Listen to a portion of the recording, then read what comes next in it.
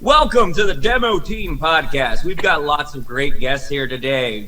We've got Yuri from Hammerne and Gilded Wings Group, and we've got John Christie of Adventurer, and hey, what's up, guys? And our Piece de la Resistance, we've got Kid Bandit. And if you don't know who Kid Bandit is, I would just say, like, scroll Twitter. Yeah, right? Yeah, for 2 seconds. So do you want a funny story, Ryan? Yeah, I want a funny story. I like funny stories. So my band name, it turns out it's actually pronounced Hammerne, and I've been saying it wrong this entire fucking time. Yeah, you told me, no, it's Hammerne. And I was like, okay. Yeah, I fucked that one up. It's Hammerne. Was it the Thomas Eric or Idola episode with Andrew Wells? Or I think it was Thomas. It was Thomas, yeah. Yeah, I just butchered it, like, completely. Me and Thomas were just both sitting there like, But it was fun. I think I still need to give him the links for that. He's just been so busy. That sounds like Thomas. Yeah, the Fall of Troy is the Fall of Troy. But we're here with Kid Bandit. Kid Bandit, please introduce yourself. So I'm actually not a musician. I mean, I kind of am. Anymore. I'm a pro wrestler. I competed most famously for AEW, which is the rival company of WWE right now.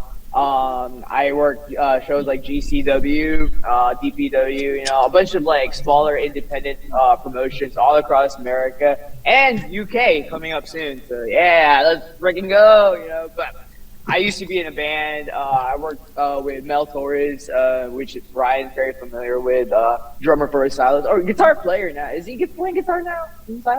I watched them play at Whiskey A Go Go. He was still playing drums last time I saw him. Okay, bet. Mel can play anything though. He works for Fortin too.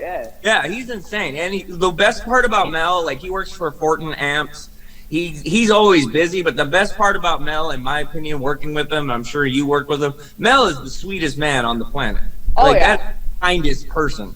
Like, for a first time, like, in the studio, like my old band, working with him was fucking dope as fuck. And I love Mel. I tried to get him on today. Oh, just nice. Guys, but really? Dang it. I would have been so happy. Hey, if I can get him to agree to come on, if you want to come back and just shoot the shit with Mel. Yeah, hell yeah. Talk old production stories. That's the future, though, but we're here now in the present, and we got the ruthless aggression of Kid Bandit on our show. Oh, wrestling references. Yeah, It's weird because, like, one of the reasons why my Twitter game is so strong is because, like, from my time back when I was in a band, like, dealing with, like, all the scene kids that turned into hardcore kids that evolved to e-girls and e-boys. You know how that process goes, right? Exactly. It's like, they're like Pokemon, right? Yeah. So you go from, like... That feels more like Digimon, honestly. True. No one is the same as we started as. So here's how it goes. You get the scene kid. I'm talking about, like, the real scene kids that, like, they're scene kid, but they only go to school with a hoodie on. Like, they don't have like band merch, and then they evolve. They either become like the real scene kids that everybody knows with colorful hair, like I do now, and then after that, they graduate high school. Then they evolve into like three very distinct ones. You got the super into like the goth art aesthetic, which they become goth. You get the ones that, they button up their shirt, they slick their hair back, and you're like, I clean up nicely. I clean up nicely, I have the flannel on, going to my job, and then you get the third variant, which, evolves into like e-boys and e-girls and all that stuff. So, but witnessing all my friends growing up and changing into that, but having like that, it's like a Venn diagram, and right in the middle is like how they all shitpost, how they all just like have like the same exact sense of mean humor, and and my partner is exactly like that too. So like literally, I just like applied all of that culture into pro wrestling, and it just worked out because nobody else is kind of doing that. Yeah. And for everyone not familiar with pro wrestling, like it doesn't get mentioned much on this show, but like with guests like American Standards or Joey Holiday, or we had the Bled on yesterday. Sometimes pro wrestling speak does like sneak into this show, and I'm a huge I've been a wrestling fan since 2002, the night that Kevin Nash tore his quad. in a 6-man tag team match with like Bubba Ray and Booker T and the NWO. It was basically the night that the NWO died. You know what I mean? Like that was my first. Like I'm familiar with it as a child. Like Hulk Hogan was on TV all the time. Macho Man was on TV all the time. I'd see Razor Ramon. Like if I'm flipping through the channels looking for cartoons. Like I'm a huge wrestling fan. My hair is doing weird shit right now. Me too. I'm a huge wrestling fan. I'm a big stalwart, and just like having you here as a music fan, and like the music is my first love. Pro wrestling is definitely another one of those loves. So to me, like you personally on this show is like probably one of the biggest accomplishments I have. And I know that like, you know, we're like more like, you know, like I'm not like fanboying or like trying to ride your back or nothing, but it's just like to see you grow from some kid kicking in their yard to going to Santino Bros to going to the Nightmare Factory to like being on AEW, like from dark to just like involved incredibly on a Twitter level. Like it's like congratulations. Thank you. Yeah, so you got to witness the entire journey, basically. Oh yeah, I was like, wow, I gave that person spider bite like medical knowledge, and now they're wrestling on AEW Dark, and I'm just like, fuck, that's cool as fuck. Yeah, the fact that like I feel like your circle, like you know, your usual circle, I feel like there's a little bit of overlap because like you said, Mel Torres, you know, the differences, they're my friends. Gene, do you know Gene Ramirez? Yeah, photographer. Differences. Yep. That's my homie. He filmed the last music video for the band that I worked with with Mel. He recorded the last music video, and I'm like screaming into Bouquet, and it's just like he's a lovely human being. Gene, if you guys need to listen to a band, go check out Differences. If you're a musician and want a really good music video, hit up Gene because Gene is fun as fuck to work with. Like, so it's funny. I've known Gene for like I've known Gene since high school. When the Differences, before they were a thing, they're called The Difference, and I made their band logo. Like I was the one that made their old band logo with the two F's and everything. Like that might not have been me, but like I made their old band logo before they were formed. Members from that band used to be in a band called When Calamity Struck Jane. They were like deathcore band. We opened for them. Oh, actually no, we played backyard shows with them. You know. Yeah. And I think that's what helped me grow in indie wrestling in general is that I never toured in my band. We were all in high school when we were pretty bad. We were not a good band at all. Like, but we I met people who were touring. I met people who understood what it's like to be on the road, how to network. And all I did was apply the stuff I learned from being a musician back in high school to like how it is like right now in indie wrestling. Yeah. And it's very punk rock, like, which is funny because like Lars from like Rancid was in my show like with GCW in San Francisco. Like they took a photo with me. I'm like, oh my god, they were doing my taunt. I was like, no freaking way. Oh, like that's freaking sick. So I think that's cool. Yeah, I think John, like of all the people here, has touring, and like I'm sure he can agree with me that being on tour, and I'm sure you being a pro wrestler. Like being on tour, going to city from state to state is basically like being like a homeless person, and you have to have like some kind of survival instinct and like hustle to survive. Because if you don't, it's going to be a homeless person situation like very quickly if you don't hustle. Yeah, it feels like it. I get that a lot. Yeah. Yeah. What about you? Do you agree with that sentiment?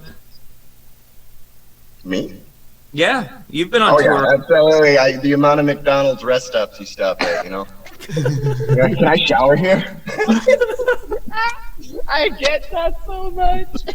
Is this the double F one right here?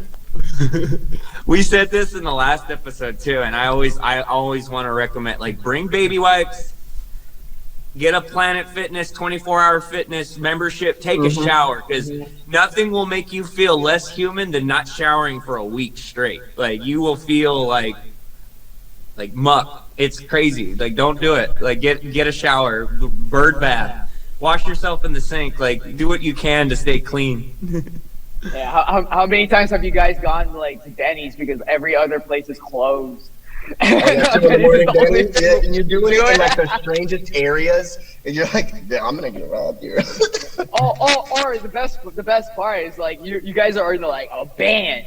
You guys are dressed all rocker, and then you're in Denny's in like a very conservative neighborhood, and everyone's just looking at you like, whoa, what are these? You know, like what's going on? What are those?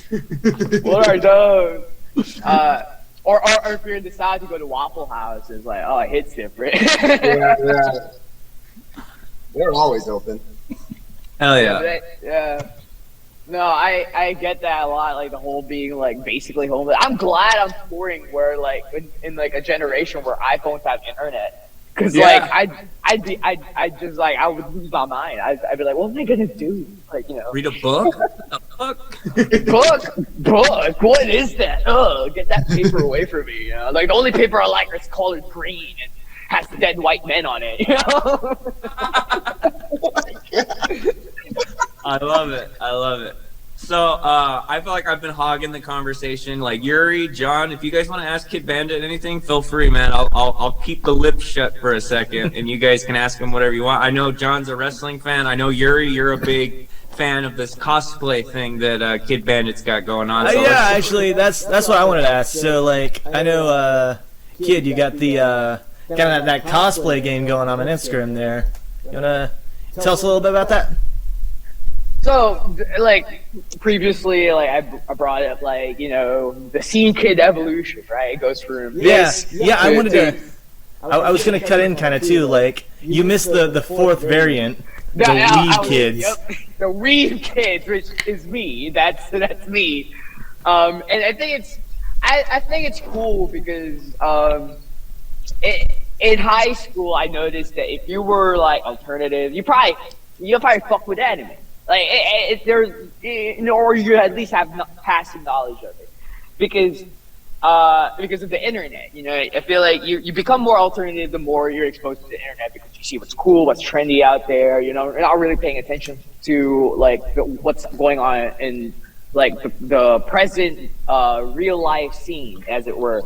So that was my experience in high school. I graduated in 2014. It might be different now, but I don't care because I don't like high schoolers. Unlike most people in the scene. Yeah, that's what I'm calling everyone out. Hey! That's why I haven't been back, because like y'all motherfuckers need to stop going to high school parties. I'm sorry, it's not fun. You can't connect with them. Like Fortnite is weird to me, man. But that's all they want. Right? They just want a Fortnite dance, Like what happened? What happened to Raw XD? Why did it go away? What does bet mean? You know what? You know the one that like grinds my gears and makes every fiber of my being want to puke at once? Poggers. Yeah. Well, what? I know it's a gamer thing. But why do you say it in real life? Well, it's weird. Like, okay, here's my angle. A lot of people say like these weird ass, like it's like a whole new vernacular on like Twitch and shit. I'm just like, guys, just fucking swear, please, for the love of God. Yeah. Just cuss. I'm sorry. I've been cussing a lot. Am I okay to cuss? When you click our hype link, it says, "Are you 18 and over?" Because we are a mature audiences only. Because I mean, we interview adults.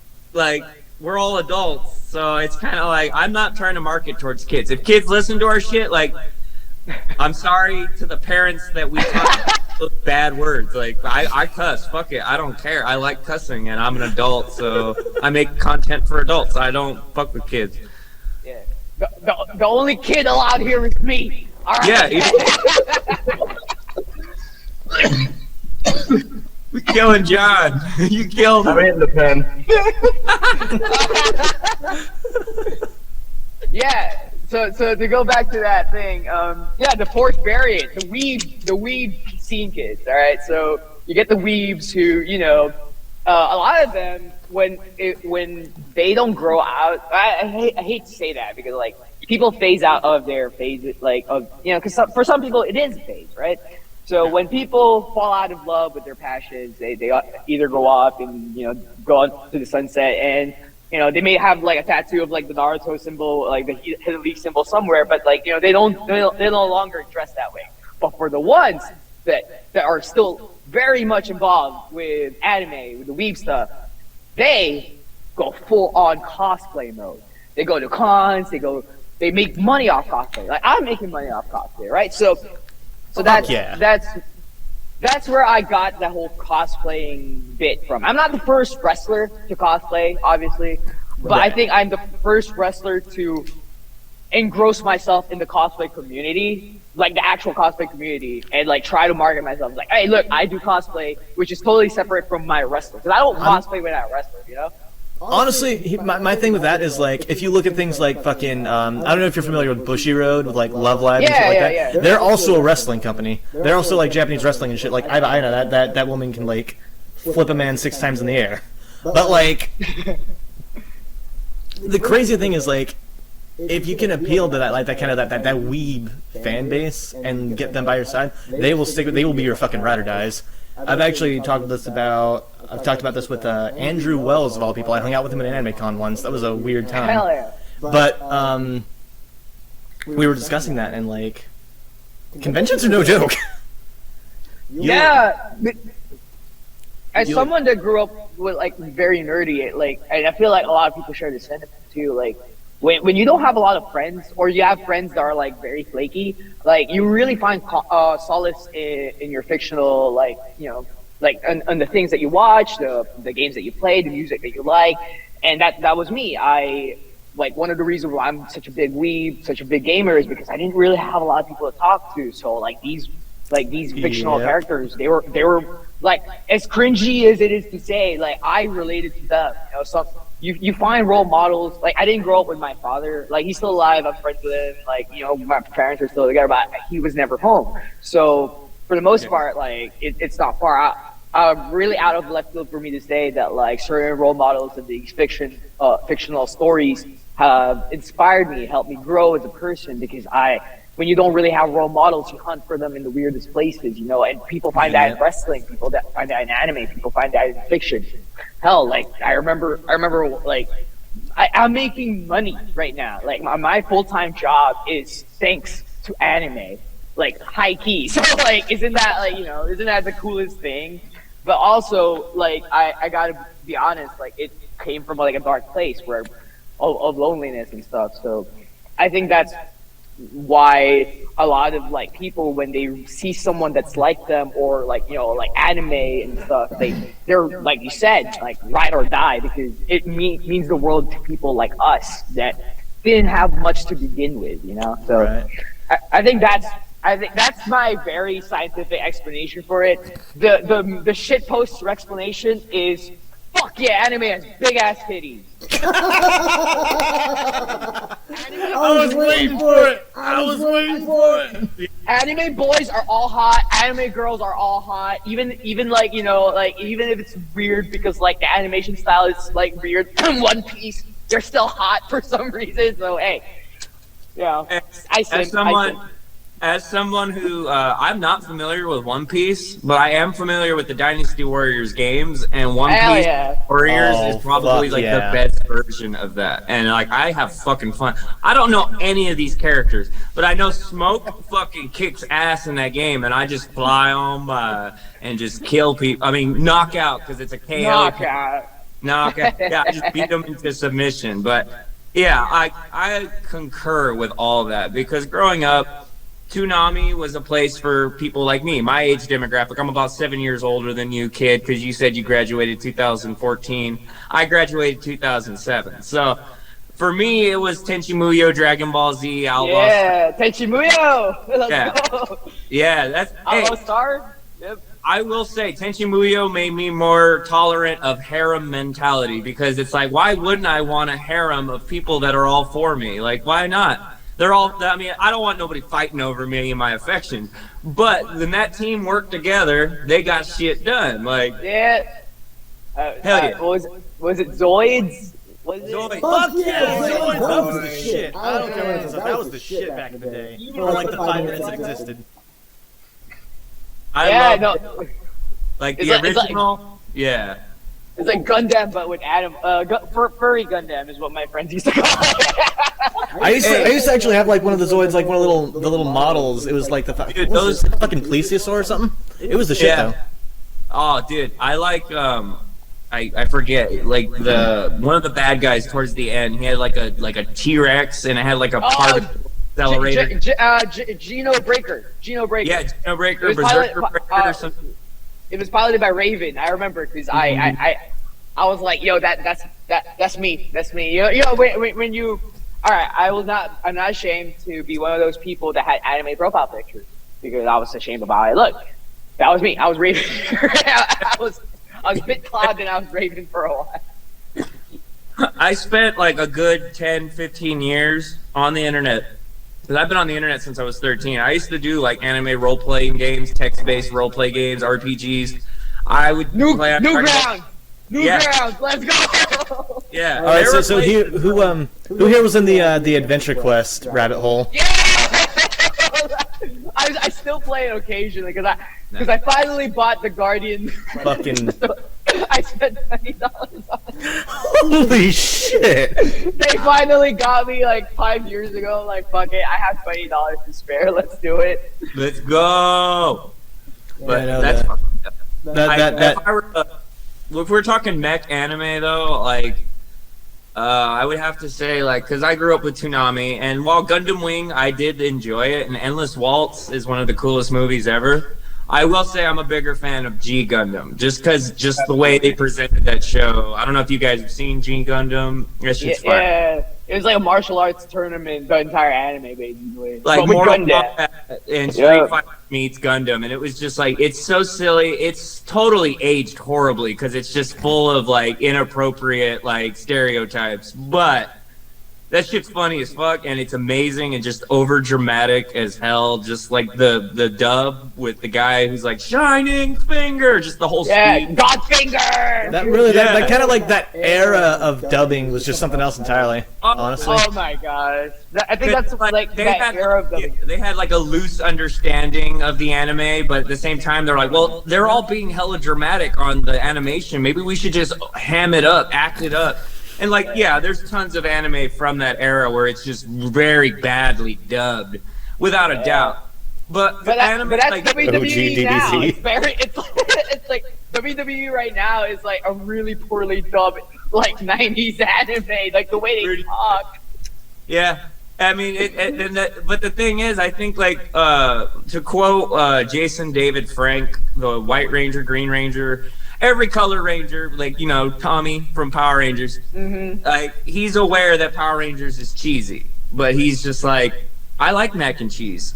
Like, and if it's gonna be cheesy, like, there's an audience for that likes that and wants that wholesome cheesiness that's just like, this is goofy, and I don't have to think about the real world for a minute, so I'm gonna enjoy this cheesy hammy sandwich real quick.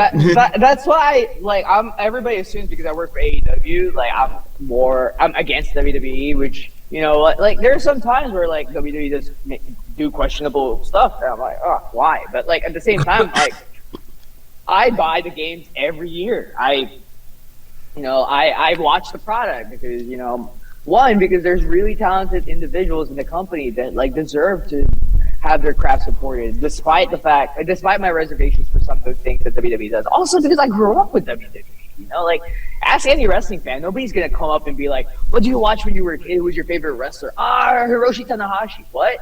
Who? Like, you know, like, maybe now. That's a very handsome Asian man. Very, very, very, very beautiful hair. But like, you know, silky. Very well. It's like he looks like his hair is like the in real life version of Madara. Yeah, like if I you would think say, about like, it. if you're trying to get that look, because, you know, I used to go to hair school. When you flat iron your hair, use a like hair straightening serum, like heat protection. They sell like a red bottle, and it's just like a little tube of oil, and it definitely helps. Like I have very thick, fine, like dry hair, so it always looks like, people always tell me like, you should condition your hair, and I'm just like, I dump a whole bottle of conditioner inside of it, it doesn't help. Yeah, some people just have hair like that, you know. Yeah, but like my recommendation, because he definitely uses oils to get that sheen and shine, but like it's not Roman Reigns like baby oil, greasy, sloppy look. So there's definitely moderation in how much oil he puts in his hair, flat irons. And one of my hair goals is a perfect weapon Andy beer sack. Like the old school Michael Bride. If you ever need a haircut, like not like chop it all up, but like I was a hairstylist, I got like 1,407 hours. So if you need a personal hairstylist, I was trained by the guy that, I mean, he came and taught my class once, but he used to cut Pat Benatar's hair, and I don't know if you know. Yeah, love Pat.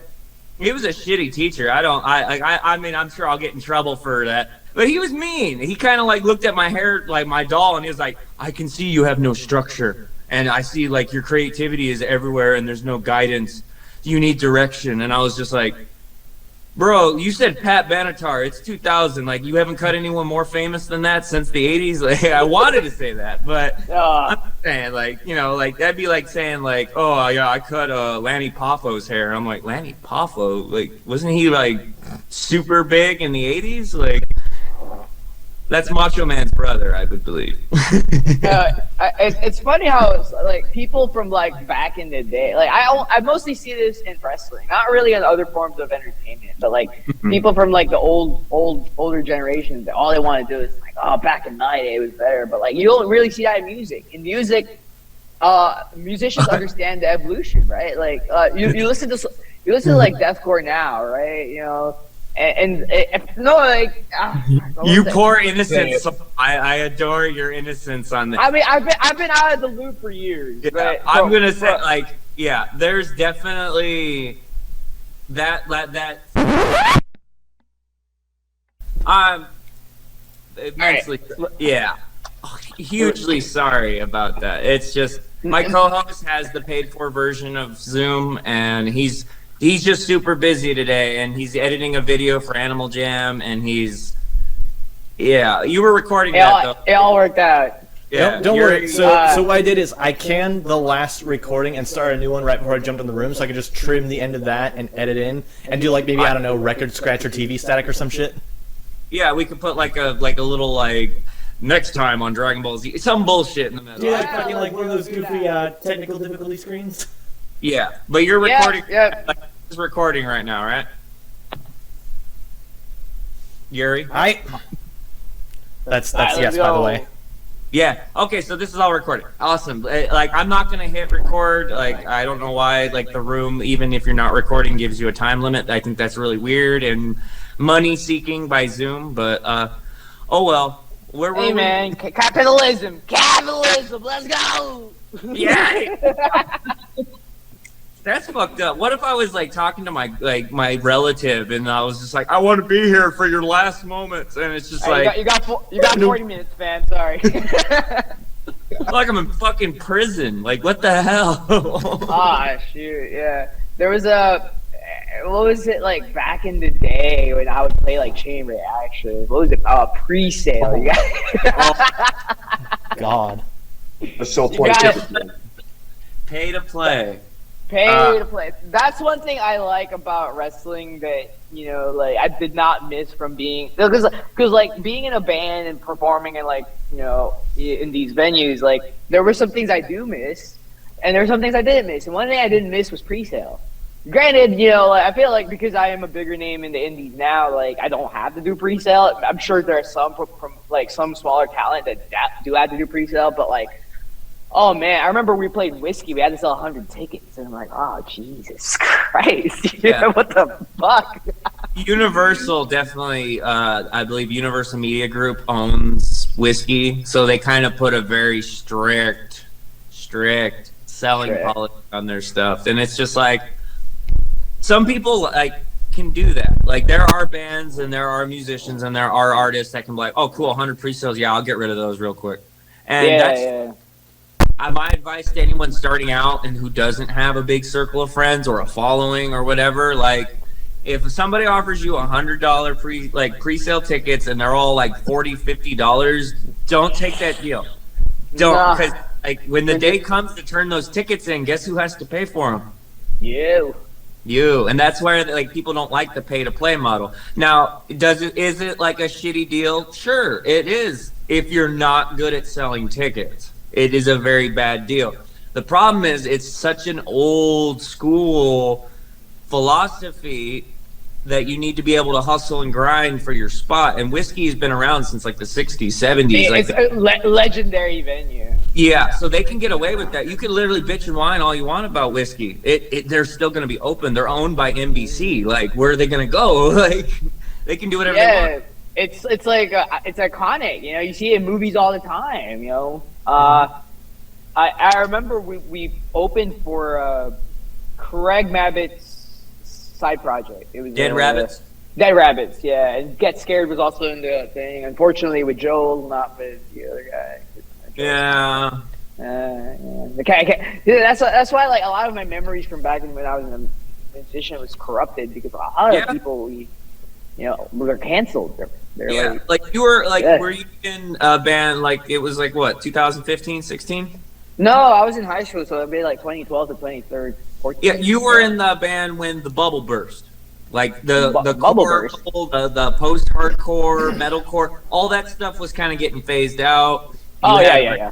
Metalcore was like at the top of the list. Like, oh, everybody likes metalcore, but then you get all these accusations. You get guys like Austin Carlisle who get popped by like trying to bury an alt press article for all their wrongdoings, and they got like silenced a bunch of victims. I think during that time, it was just kind of like there was nothing but band drama that was not like, it's not like, cool, this band drama's happening. Yeah. It's just bitter old men that are very unhappy that they're not making as much money, just talking shit about each other. And it was just like, I think emo culture had just kind of run its course for 10 years. Yeah. Yep, I agree. I think that's why like a lot of people shifted to the SoundCloud. E-boy, e-girl, like, you know, but if you notice, like, those musicians, they borrow a lot of, like, the culture from you know, with the various... Because they're about your age, and they grew up with that. And it's just like, well, I don't like that stuff. I can't play guitar, I can't play bass, I can't play drums, I can't scream. But I like rap, and I can make a beat. So it's just like, I like that culture, I'm going to embrace it. Because you got guys like Little Peep, Little Xan, and all these dudes. Yeah. They would reference like post-hardcore in their music. They're wearing Harm's Way. Freaking Post Malone was a scene kid. He tried out for Crown the Empire. Like did he really? Yeah. That's and the only reason sick. why he didn't get the job was because his guitar string broke during the that's tragic. If that didn't happen, it could have been entirely different. But now he's like at an even bigger level than Crown the Empire. Oh, dude. Like, I met Steven Reza. He used to be the singer for Kingdom of Giants. Yeah. I met them when we opened for them, when he was still in the band. You know, for a lot of people who don't know, he was the boyfriend of Christina Grimmie, who was a singer who was unfortunately assaulted and killed by a fan like a long time. It was really very tragic because she was like really good, right? And she was like the next coming of lights, you know. And I had a conversation with them, and they basically just like because they ghostwrite for like Hollywood like singers and stuff, so they basically like hit right nail on the head. It's like what we do, like alternative music, will never hit the same heights as it did back in the '80s when it was like the mainstream thing, or even like the early 2000s when new metal, when Korn was mainstream, you know, because the audience shifted what they liked, and now like people like hip hop, they like mainstream music is like Cardi B, all that stuff. Yeah, but so, my thing on that is, if you think about it, like music is like just like wrestling, because wrestling is a very historical, archive-driven business where it kind of goes in phases, it goes in circles, it goes in cycles. You'll start seeing similar things happen over and over again every 10, 15, 20, 25 years.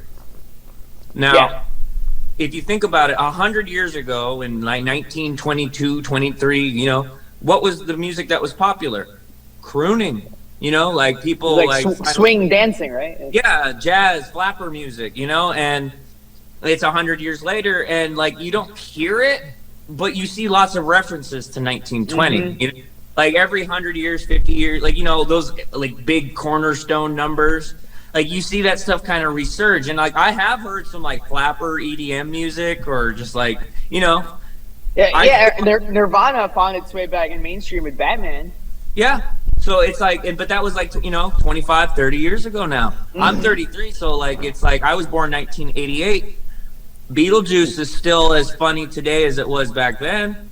And it's just like everything kind of like goes in phases, and we're reminded, and then it's allowed to get popular. They get a sequel made, an album, a compilation album that tributes Nirvana comes out or something. It's just like, I feel like it just goes in patterns. And if you look at it, like SoundCloud rappers or rappers in general, if you like really like take an outward perspective, they're kind of going through the same thing that post-hardcore metalcore went through in like 2000. You have all these dudes with accusations coming out. You got all these people with allegations and like money troubles. And I don't think like with the pandemic, it kind of was like a flattening of the curve, because it kind of like nobody was playing shows, you know? That Travis Scott shit wouldn't have happened if pandemic wasn't making people like already kind of like fried and frazzled, you know? And you get all these instances that shit happens, and it's kind of like people are like, well, I need something else. I need to look somewhere else because this is the devil or some shit. You know what I mean? Yeah, wrestling kind of went with the same thing during like, you know, because like all the allegations, we had this thing called the Speaking Out movement that happened last year, and this happened before I was even in the business. Like I was just a trainee, so you know I'm kind of alien to it. But like finding out that like the people that you look up to are canceled is like, oh shit. Yeah. You know. And then you look at something like this Amber Heard Johnny Depp thing, which you know, not to take sides or anything, but I feel like the whole point of all this, with how they've made it so public and able to be dissected and shit, I think it's letting people know like maybe you should look a little closer as all hell to like at what things happen, you know, like read all the fine details and just like pay attention, because it's like you can't just say this happened and then everybody like dogpiles on that person, and then it's like years later, oh, there's nothing bad, like, you know, like the thing I have noticed is like the more alternative liberal side of like the world, because I'm part of that too, we're very unforgiving when it comes to accusations, because a lot of the times when these accusations come out, it's far too late, like nothing ever gets done, or people got away scot-free, so now we're really hampering on people getting accountability, because you know, for the longest time people got away with stuff because it's like there was a lot of gaslighting, a lot of manipulation, all that stuff, and it is really sad to like see all your heroes like become human. You know, that I think that's very, very disheartening. I think like, one thing people should keep in mind though, with musicians, with pro wrestlers, with anybody in the public eye, doesn't matter if you're a podcast host or a movie director, we're all human. We're people. And it's as cool as our accomplishments, like not to compare my accomplishments to anybody, not to compare your accomplishments to anybody. Even with all that cool shit happening, I still got bills to pay. I still got stress at home. I still have loved ones. I still have a life. And as much as like, you know, like we want to be perfect, everybody wants to be perfect. Like, you know, we want to just like not be horrible people. We don't want to like fuck up. We fuck up. If somebody does something awful, god awful, own that shit and just kindly walk yourself out. Like sincerely, like that would save you and everyone so much trouble. If you do something shitty, just go. Don't make a scene. Like that's the best I can give. Like if you have problems, whatever it is, just exit. Like that. I don't have no issues. I want like a nice, friendly scene full of cool people that want to help each other. That's why John's here. That's why Hammerne, like Yuri's here. That's why you're here, because it's like I've seen you guys all grind and like work your asses off, and it's like, well, I got a cool thing going on with Ghost Killer. I see these people busting their ass. Like I help them, they help me. It's like it's a circle jerk of like helping. And that's. I'm glad that the world is shifting towards a more wholesome approach, because like for the longest time when it comes to entertainment, what we really celebrate are scandals. We celebrate. Oh, Ronnie Radke did what? They threw like mic stands on the crowd at Six Flags. Now Six Flags will never host hardcore shows or whatever. Like we only focus on the negative. Like we never focus on like the good stuff. But I'm glad that at least in my industry, because like I said, I am entertainment, but the wrestling industry is very different from music. But I remember like the music scene when I was in, it was all just everyone's just focused on like, whoa, they canceled this person, canceled that person. So we love to tear people down. I think that's what it is, I remember I did a show. It was in Garden Grove. It was just a backyard show, but like I remember like people got in a fight because of drama and stuff, and and that's when it really clicked to me. It's like, wow, like why is everybody just so focused on like tearing each other down and stuff? Yeah.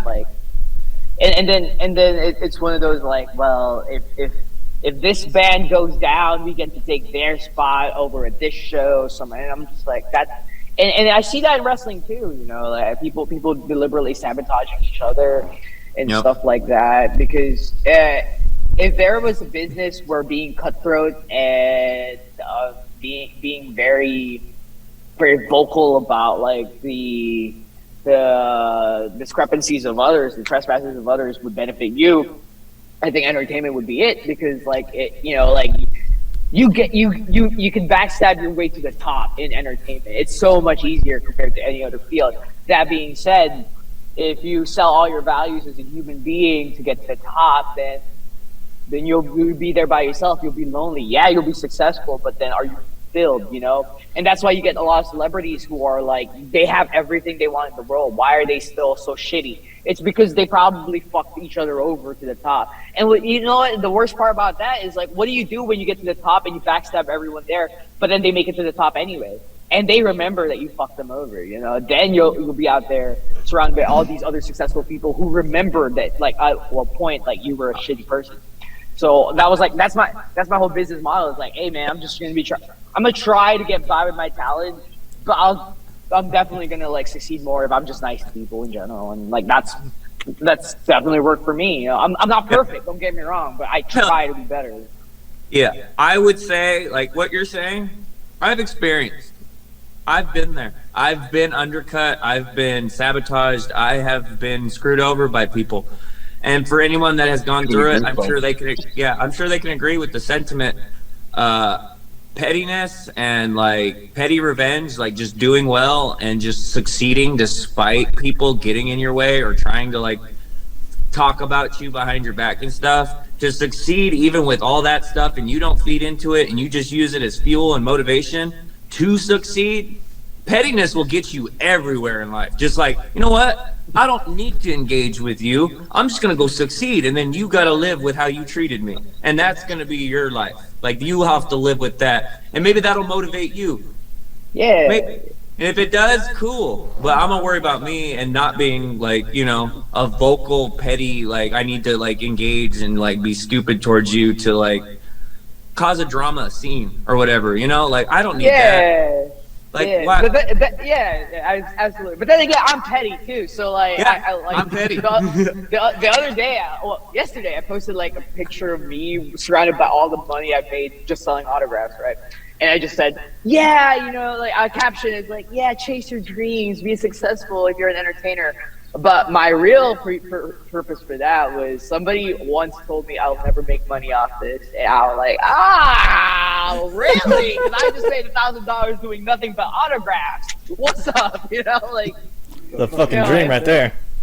Yeah, it's awesome, but it's also like, like I didn't want to tag them and just be like, hey, remember when you said I should get a real job? Nah, like for me it was a lot. Because I've done that before where I'm like, hey, fuck you, because like you thought like, I went with the bitter, petty approach of like, like remember when you said that I was never gonna make it? Look at me now, like, and that's very fulfilling for myself. But then it does kind of leave a little bad taste in my mouth. It's like, I already ate that like before. Why do I have to like remind myself of how it tasted? Like, let's move on to bigger and better and more sweet stuff, But Yeah, Go ahead. as I always advise everybody, living well is the best revenge. Oh yeah, I mean, Just I had live this well. I had this conversation with Mel Torres. You know, like freaking, we started music, not at the same time. Mel's been doing it a couple years ahead of me, but I was there before Silas was a thing. They were in a band called I Take This Off, which I still listen to every once in a while. They were actually really good. So shout out to you, Mel. Like you talented motherfucker. How are you good at everything in music? What the fuck?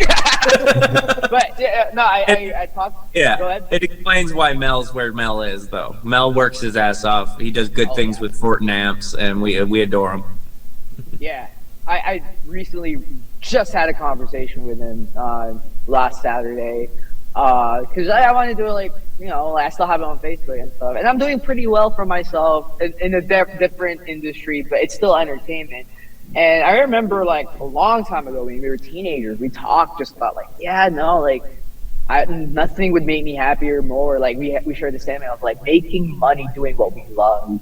Because we weren't wired for 9 to 5s, you know. We weren't wired to, like, work behind a desk. Like, we'll do it to sustain ourselves, sure. But, like, at the end of the day, nothing's more fulfilling than being able. And I think this goes out to anybody that decides to, like, take an unconventional route to, like, to financial stability, whether you want to be a content creator, a streamer, a musician, a wrestler in my case, a dancer, artist, because, like, entertainment is vital for humanity. This is what makes us different from savages, from uncivilized folks. Is that even then, like, culture has always been an integral part of human society. You know, we are just in the modern world, entertainment has just shifted to, like, very drastically independent, individual forms of, like, work. Basically, like, you get paid to entertain, whereas back then it was just like everybody kind of just did it, you know. So I think that when I talked to him, like, we were just kind of, like, talking about, like, how it's very important for us to, like, pursue our dreams, because, like, there's going to be someone in the next generation who's going to see someone like us succeed, and they're going to want to, like, you know, pursue their dreams. Because, like, every musician today, like, at one point, like that grinded, like, you know, I'm not talking about, like, the ones that had like parents that were already celebrities, you know. I'm talking about, like, the ones that, like, came, like, that to quote that one song, like, they started from the bottom, you know, like, I don't actually know the song. I'm sorry. But, like, those people working fucking, like, 3 jobs, still going to school, not really sleeping, somehow getting on, like, one show that they may or may not have to spend money getting to play in the first place, for, like, 5 people, 3 of whom didn't actually show up. Yeah, or like, your fans are just your friends for a long time, you know. Hey, you know what? If your friends are into what you're doing, then you're doing something fucking great, because not all your friends are gonna like the same shit. So. Oh yeah, I have friends that, like, hate wrestling. They're just like, well, why do you do this fake shit? Doesn't that hurt? And I'm like, well, it does hurt, but you know what doesn't hurt? The money. Fucking flex. I just paid all my bills with money from wrestling for the first time last month. You know, that's so gratifying. I had to, like, post about it. I'm like, yo, like, you know, I made money off cosplaying, of this, of that. And I remember just reconnecting with an old friend of mine who when we were talking about what they would do, because, like, they just graduated, like, nursing school, and they had a lot of things going for them, and he was like, just like, yeah, man, I'm doing great for myself. Got my car and everything, and I was living by my mom and dad. I was just like, man, I'm trying to be a wrestler and all that stuff. And he was just like, oh, that sucks. But, like, when he said that, like, what he really meant was, like, look at you, you fucking loser. Like, you know, like, just grow up already. Just grow up. So nothing is more gratifying to me than just, like, actually getting to this point where I'm like, hey, you know, like, I stuck with what I wanted to do. It's paying off. It doesn't work for everybody. Like, don't get me wrong. Like, there will be people who pursue this entertainment that's just never gonna get anywhere, and it's not because they're not talented, but because this is the most unpredictable industry to ever fucking commit to. Like, Like using Mel, like, you know, for example, like Ryan, I can't hear a word you're saying. Where are you mute? I'm just pointing and agreeing with you. Oh, okay, bet. I thought you were talking. Yeah, but look at someone like Mel, who is like incredibly talented in all aspects of music, and absolutely should be a bigger name, but like you know because you can't really dictate what people like. You could check all the boxes in entertainment and somehow not make it, and all because like we don't know, like there is no book to succeed in this industry. It's not like rocket science where like, oh, if you know all these formulas and like you know it off the top of your head, then you could work for NASA and make a living out of it for the rest of your life. No, like entertainment is like, hey, you could be like the worst actor in the world, but if you check one box that everybody like fucks with you with, like everybody's just gonna love you, you know? So I mean, that's what makes this industry risky. That's why I was really scared to go all in, but thankfully, you know, like it worked All out. in. Yeah. Wrestling references. No, but I gotta point out that was like one of the biggest reasons why I did go all in, because Cody Rhodes being my mentor, also my favorite wrestler, Yeah, like of course. literally Hey. went all in, you know. Just to let you know, my partner's favorite wrestler is Goldust, so you're not alone. You know, like the Rhodes Yeah. is highly respected in this home. I was not prepared to see how tall Dustin Rhodes was in person. Like, Yeah, he's like a beanpole. oh my gosh, like he looked like tiny compared to all the other WWF wrestlers back in the day. But when I met them at AEW, they were like, two of me is one of them. They're like, 1 foot taller than me, and I'm like, I'm sure you see lots of folks that are like ginormous. We're in your land of pro wrestling, to be honest with you. I'm built like a scene kid, you know. Like, Yeah. I'm sorry, like I I'm will skinny say- and scrawny. Yeah. Before I want to talk about your pro wrestling career, because I feel like we've talked about all the things that make your aesthetic, you know. I want to hear your story on pro wrestling. I do want to take a second because I know that this is going to like cut off again in like 14 minutes now. But I want to take a second to shout out the Irate Festival in Kentucky, the Kentucky Irate Music Festival. It's like a deathcore festival. The homies from State of the Scene are like helping out, making that happen. I wanted to shout out Wayne Ortiz of The Fallen, just because it's a really cool thing right now with all these music festivals popping up, like with When We Were Hungry, So What Music Festival. And I'm sure for you, like during pandemic, pro wrestling wasn't doing too good in the booking department. So just the fact that like you are succeeding at your thing, getting bookings and being successful and what have you. And like with all these music festivals coming back, like I'm sure it's a good feeling for everybody to kind of see the machine restarting, you know? Yeah, like you're from SoCal, so like we were like the last Yeah. place to ever open up for everything. Like, you Yep. know, even then, like I want to say earlier this year, there were like teases of like, oh, it's gonna shut down again. Oh, it's gonna go back up. No, it's gonna shut down again. You know, so Yeah. pro wrestling for the most part, like when I would go on tour, it'd be very varying what kind of crowd I'd be in front of. Like I did a tour last week where I was in Jersey, and then I did a show in North Carolina, you know. And you would think that the North Carolina show would be like the smaller audience, but no, it was packed. It was packed to the brim. And then the Jersey show wasn't as packed, but like, you know, but at the same time, that's just the nature of the business. It's, you go from one show, you're in front of like 30, 35, 40 people, which is a good draw, don't get me wrong. But then the next night you're in front of like 200, 300 people, you know, so it's like, whoa, scary, you know. So I think that's one place.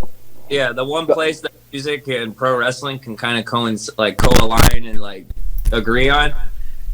If you're playing to 5 people, 30, 200, like use that time wisely to perfect your craft, and just like that's your stage time. You can learn something in front of 2 people the same you can in front of 1,000. There's just less people to see you fuck up when it's the 2 people. Yeah. You know? I do the wildest shit when there's like only 30 people in the crowd. I'm like, I've worked on this move for like 2 weeks. It's not perfect, but I know I won't kill you if I fuck it up. Can I do it? And you this match, you know, like, yeah, I probably shouldn't be saying that out loud. People are gonna be like, cadet, it's unsafe. I've never injured anybody. I'm not knock unsafe. on wood. Knock on wood. Watch me fuck up somebody this weekend. But, yeah, fuck. You're gonna get it. No, we're gonna be safe. We're gonna be very safe. They don't want none. They don't want none. You look. Oh my gosh. Like you know, like that's the thing that's weird to me is that pro wrestling is like, if you look at it from a musician's perspective, like people would go to a festival, not fuck with like the 99 bands in the festival. They fuck with one band, and they will go to that festival, endure the other 99 just to see the one band that they like. You know, like I've done that. Like, you know, I've done. John, have you done that, John, of Adventure? Well, oh yeah. Yeah, I was gonna say, see also Sacramento First Fest 2018. I think everyone went for a lot like birds. Yeah, and wrestling can be like that too. And like I remember, I went to a show. People came to see like a specific wrestler, and then after that match, they were all just like, "All right, we're fucking up. We don't give a shit about all these other shits," you know? Yeah, it happens. Unfortunately, it happens. And you can play that show, you can wrestle that show. All right, I got Zooms telling us we got 10 minutes, but if we want to keep continuing, I don't mind restarting another room. I know this has been a long time, but if anyone needs to step out, you can step out whenever you want. Just say bye. Plug yourselves before you leave. If you leave, no one's being told to leave. But if you gotta go, like, of course, like, we all have lives, we all have personal things. But you guys have lives? I try. Mate, do you see the fucking Zelda flag behind me? Do you see the fucking? Well, you don't, but like, I have a fucking life. You kidding me? Brother, I have a needler right here, easy access. Do I look like I have a life? I have a ticket for the show I was supposed to play with. I set my friends on. Yeah. But I did. But you know, you can ask me or Nate Blasdell if I set my friends on fire. Why this didn't happen? But this gives me, like, I have a stack of these, like 20, 30, because I had pre-sales, of course, for an I set my friends on fire. But I'm owed a show I can open for them in the future because we both got screwed out on this deal. I wonder whose fault it was. Wait, where's was the it Utah? Was it Utah? The state of Everyone Utah dies in fucked you guys Utah. over? No, it was this was in SoCal. Oh, bet. Okay. It was at it's not called Malone's anymore. I don't. Oh, they changed the name? Yeah, it got bought up. Like, pandemic, like we were saying, was very hard on a lot of people. Like, is Malone's the one with the pizza? The pizza and the 2 stages and stuff like that. Yeah, that's it. Yeah. A lot of us SoCal boys, from Mel to everybody, we've all played Malone's. Malone's was dope. I think it's called Stages now. Okay. They do good stuff. I played a lot of cool shows there with a lot of people. Yeah. I actually played a show there with somebody that went to did you go to Santino Brothers? Yes. Yeah, I used to. I played a show with somebody named Douglas Feeney. He used to go to Santino Bros. He's a SoCal dude. He used to be in a band called Valency. We both played Malone. So. Okay, bet. But like, I was made aware of your background. Doug was just like, yeah, they went to Santino Bros. And I was just like, oh. I might be going there tonight, honestly. Nice. Shout out. Go if you want to learn how to be a pro wrestler, go to Santino Bros. Just Cobra yourself into a future. But I want to, we got maybe 8 minutes before we got to restart the room. Sorry to everybody watching. You get these weird cuts where we all just but I will say, if we could talk about your pro wrestling career, let's do it. Start it from the beginning. We might get an interruption in 7 minutes, but we're all prepared this time. Oh yeah. So but are we? I'll try to make another room, like, and get a link. That way, I'll just have it ready. When you're talking. All right, but we have to act like the world is ending when that timer gets. Don't worry. I'll edit some shit. I'll edit some shit in post to make it look like the world just fucking explodes. Oh shit, let's fucking go. All right.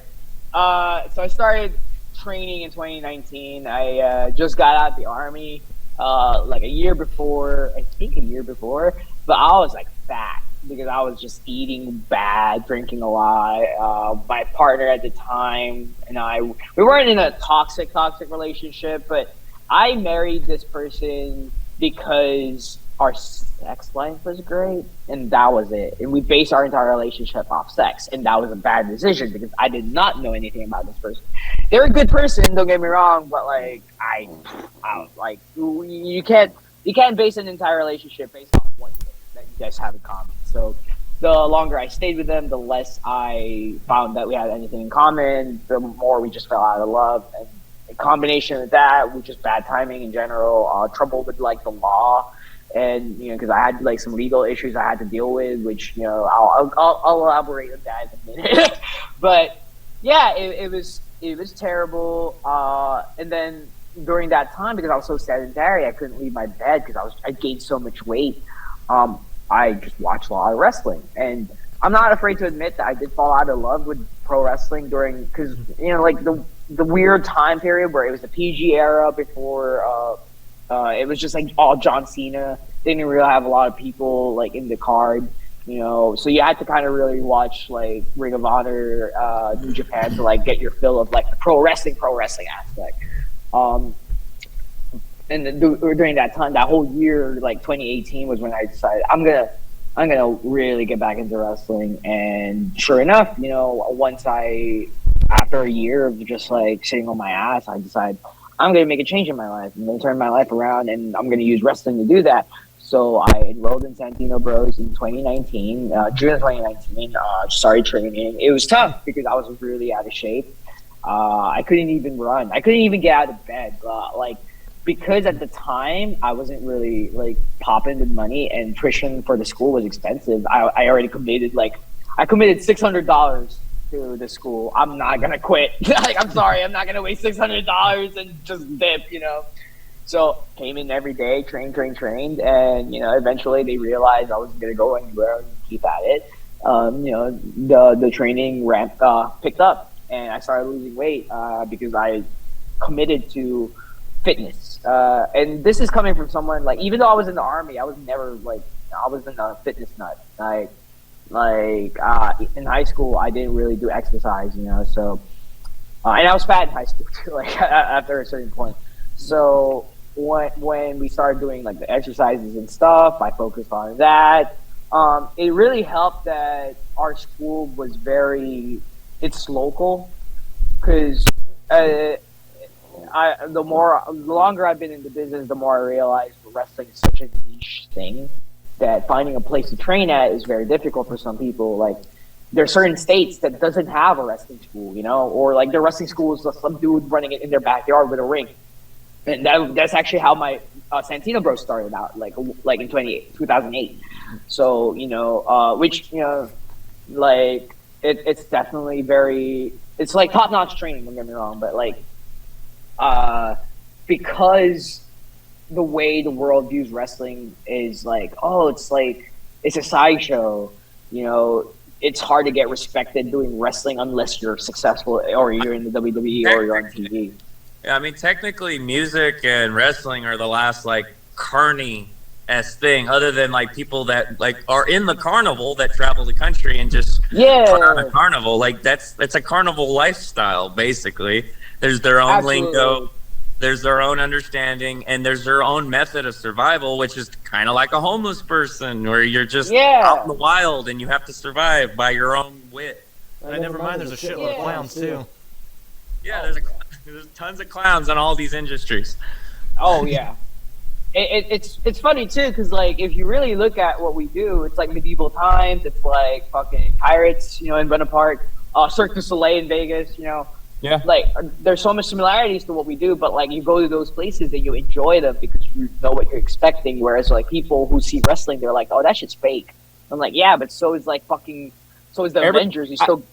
Whenever I have had to answer this question so many times over the years, because like I like it, people will be walking by while I'm watching TV, or they'll say it to me online, and they're like, "Oh, you know that's fake." And I was like, "So is everything else on TV." Scripted, it's not fake. Yeah, it's scripted, dude. Like shit. Yep. Look at this. Like I can barely lift my shoulder like over here because like it fucking hurts. You know, like this shit hurts. DDP yoga, DDP yoga, DDP. Yeah, yoga. so, That's one of my counter arguments. If someone tries to hit me with that shit too, it's like, all right, so Fig, let's see you do something fucking better then. Like, let me fucking enjoy myself. true. I'm self-conscious about my wrestling, so I'm not brave enough to say that yet. But you know, since That's crazy. You're crazy athletic too. Yeah, like no, I've watched some of like You're nuts. that's like, and something like not enough people talk about. I think in regards to like pro wrestling in particular, everyone will do the whole wrestling's fake thing. They'll never talk about how like you realize this is really advanced stunt work where if somebody fucks up, they're gonna get broken for life, right? Yeah, and you have to hit each other in wrestling. Stunt work, you can hide the no impact through camera angles and stuff like that. That's how I discredit the stunt work in general, because I do work with some stuntmen when I train, because I do stunts in wrestling. Yeah. Like, you know, I'm like Darby Allin in that regard, where we both do, you know. You're basically like professional crash test dummies. Like, you're not trying to like kill anybody, but you could possibly like fuck up the crash test dummy really hard, real quick. Oh yeah, especially in the indies where everybody's just trying to go viral with one move and stuff like that. You know, I went to a seminar with Effie. If you're listening, you're not familiar who Effie is. Effie is like one of the biggest indie stars right now because of like the way they have a business mind about how they approach wrestling.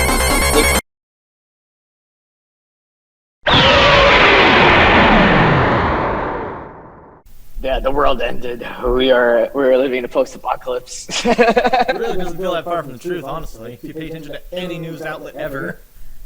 Yeah, there's going to be a couple apocalypses. The end of days will not be kicked out of in this episode, sadly. No. Hey, good. I'm so glad.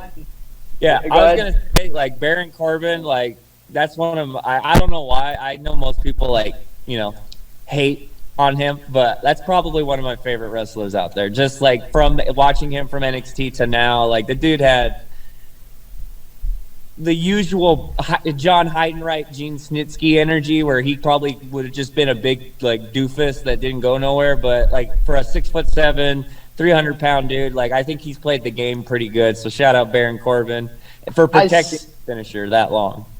As someone that grew up edgy, like, there's something about the lone wolf gimmick that spoke to me. I even like the fact that he was balding. You know what I mean? Like, he wore that. Yeah, I thought it was cool. Yeah. Like, he's a lone wolf. He looks battle scarred. That, and he likes tons of, like, the same kind of music that this is. Like, Rhea Ripley are probably my favorite because they're just, like, they're my demographic. Like, they look like...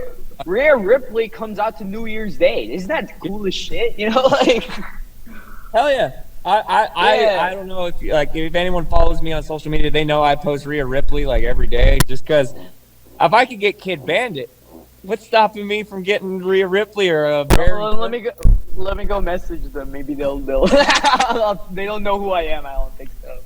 They might. Surprisingly, certain people like I never thought would know me actually know me. I'm like, what?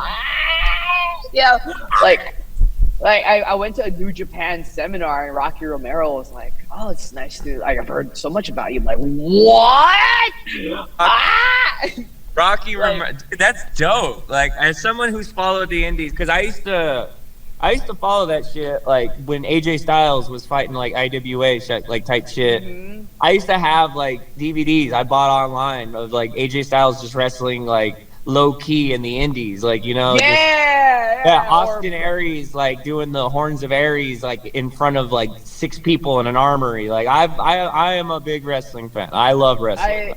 I have to say, like, it was like kind of a full circle moment for me to like when I meet Rocky Romero for the first time and he knew who I was, because my very first introduction to non-WWE wrestling was Black Tiger, who is Rocky Romero. Because my friend was like, "Oh, you like Rey Mysterio? You should check this guy out." I'm like, "Oh, who the fuck is this? This isn't WWE. It is weird." And like for a lot of us wrestling fans, I think like with the exception of like the people who grew up with WCW, you know, like our only real like we don't know a world outside of the major fans. Yeah. Now we do, because wrestling is wild in 2022. You know, like, and it's cool because like to point out something that you said earlier, that just like music, wrestling does have a cycle. Like there's a resurgence of things that were popping like 10, 15 years ago. To that's sick. Hold up, is that Godzilla? And I love Godzilla. All right, I never get to show off my room because like I don't have a cool Zelda flag. I do have a destroy, rebuild until God shows flag though. I have a poster of my face. It's just me. I love it so much. That trumps. I think I have a From First to Last Dear Diary vinyl. That is so sick. Yeah. So anyway, like you said, I think I got a really cool rock somewhere. Hey, my partner collects rocks. I got a little bit of what I got. I got this mask from Dishonored 2, which I pre-ordered from GameStop. It's the very first game I've ever pre-ordered just because I wanted it. You know? No, I heard I heard the game was fucking dope though. Oh, it was. If you like BioShock, I think you'd like Dishonored. Yeah, so because it's very like aesthetically wise, it's very smart. Anyway, sorry to get sidetracked. Like you said, resurgence in wrestling is a cycle. We're living in a new era of like wrestling wars with AEW and New Japan collabing to take down the WWE juggernaut. And I get to be part of that because I did work AEW. I work GCW, which is arguably the third brand in the indies right now. It's the new ECW. I'm friends with people that work Impact, you know, and that's the craziest thing to me because I'm like, yo, like what? I fantasy book you motherfuckers in my 2K game. Now you guys are just talking to me in my DMs. What is my life right now? You know, I forget. You want to see? Just because like you're talking about wrestling, I've e-fedded since I was like 13, and I honestly I don't know if you think this, like if you I'm sure you've e-fedded maybe, you know, I'm sure a lot of pro wrestlers have e-fedded, don't admit it. But I got to the point where like my friends and I had this like faction. Like I'm not gonna name drop it because I don't like, you know, you work an e-fed, you meet some people you don't want to know who you are. You know what I mean? Like my e-fed wrestler is not Kid Bandit. That's my e-fed wrestler. Like I had my friend had custom like trading cards made for us, and I was just like, that's so sick.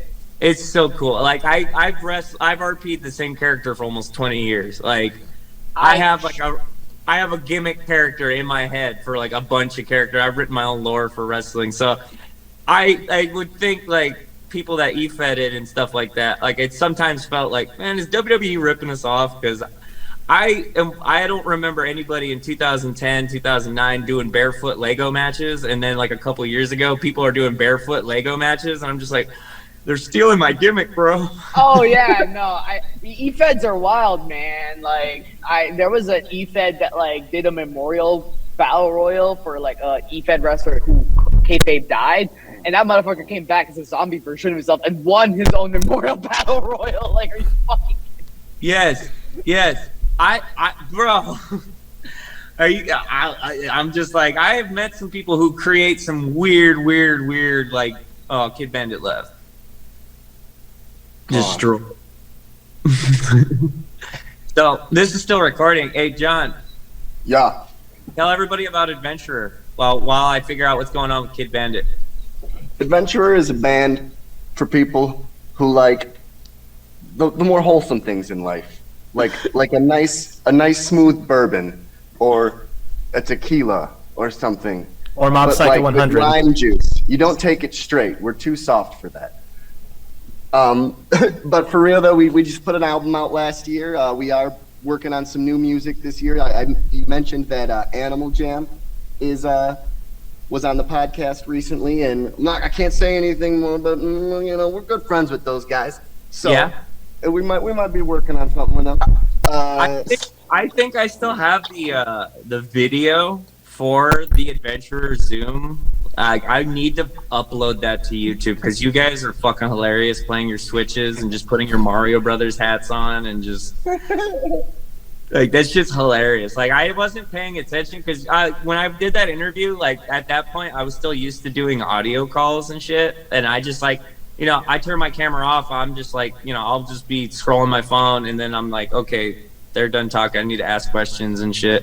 And like I watching the video back, and you guys just had these sunglasses, and you're just playing Switch, like just long stretches of time of you just like you on camera, like it's fucking hilarious. I love it. I need to upload that. Kid Bandit is back. You want to resume your thought? Oh, we're talking about music videos.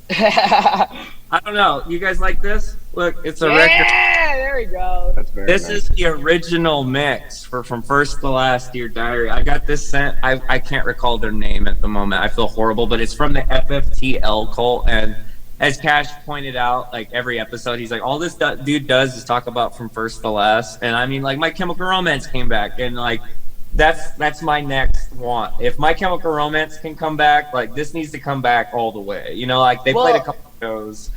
I know Skrillex is back in the band. Like, Yeah, he rejoined, and oh god, Kid Bandit, why? All right, Yuri, it's your turn. Talk about Gilded Wings and Hammerne while I figure Okay, this out. Gilded Wings, Hammerne. So like I've got like a whole. Yeah. Talk about it. He's coming back, but just talk about it. That way we can. I don't know why I keep getting kicked out. Is your internet going out? No, I don't think so.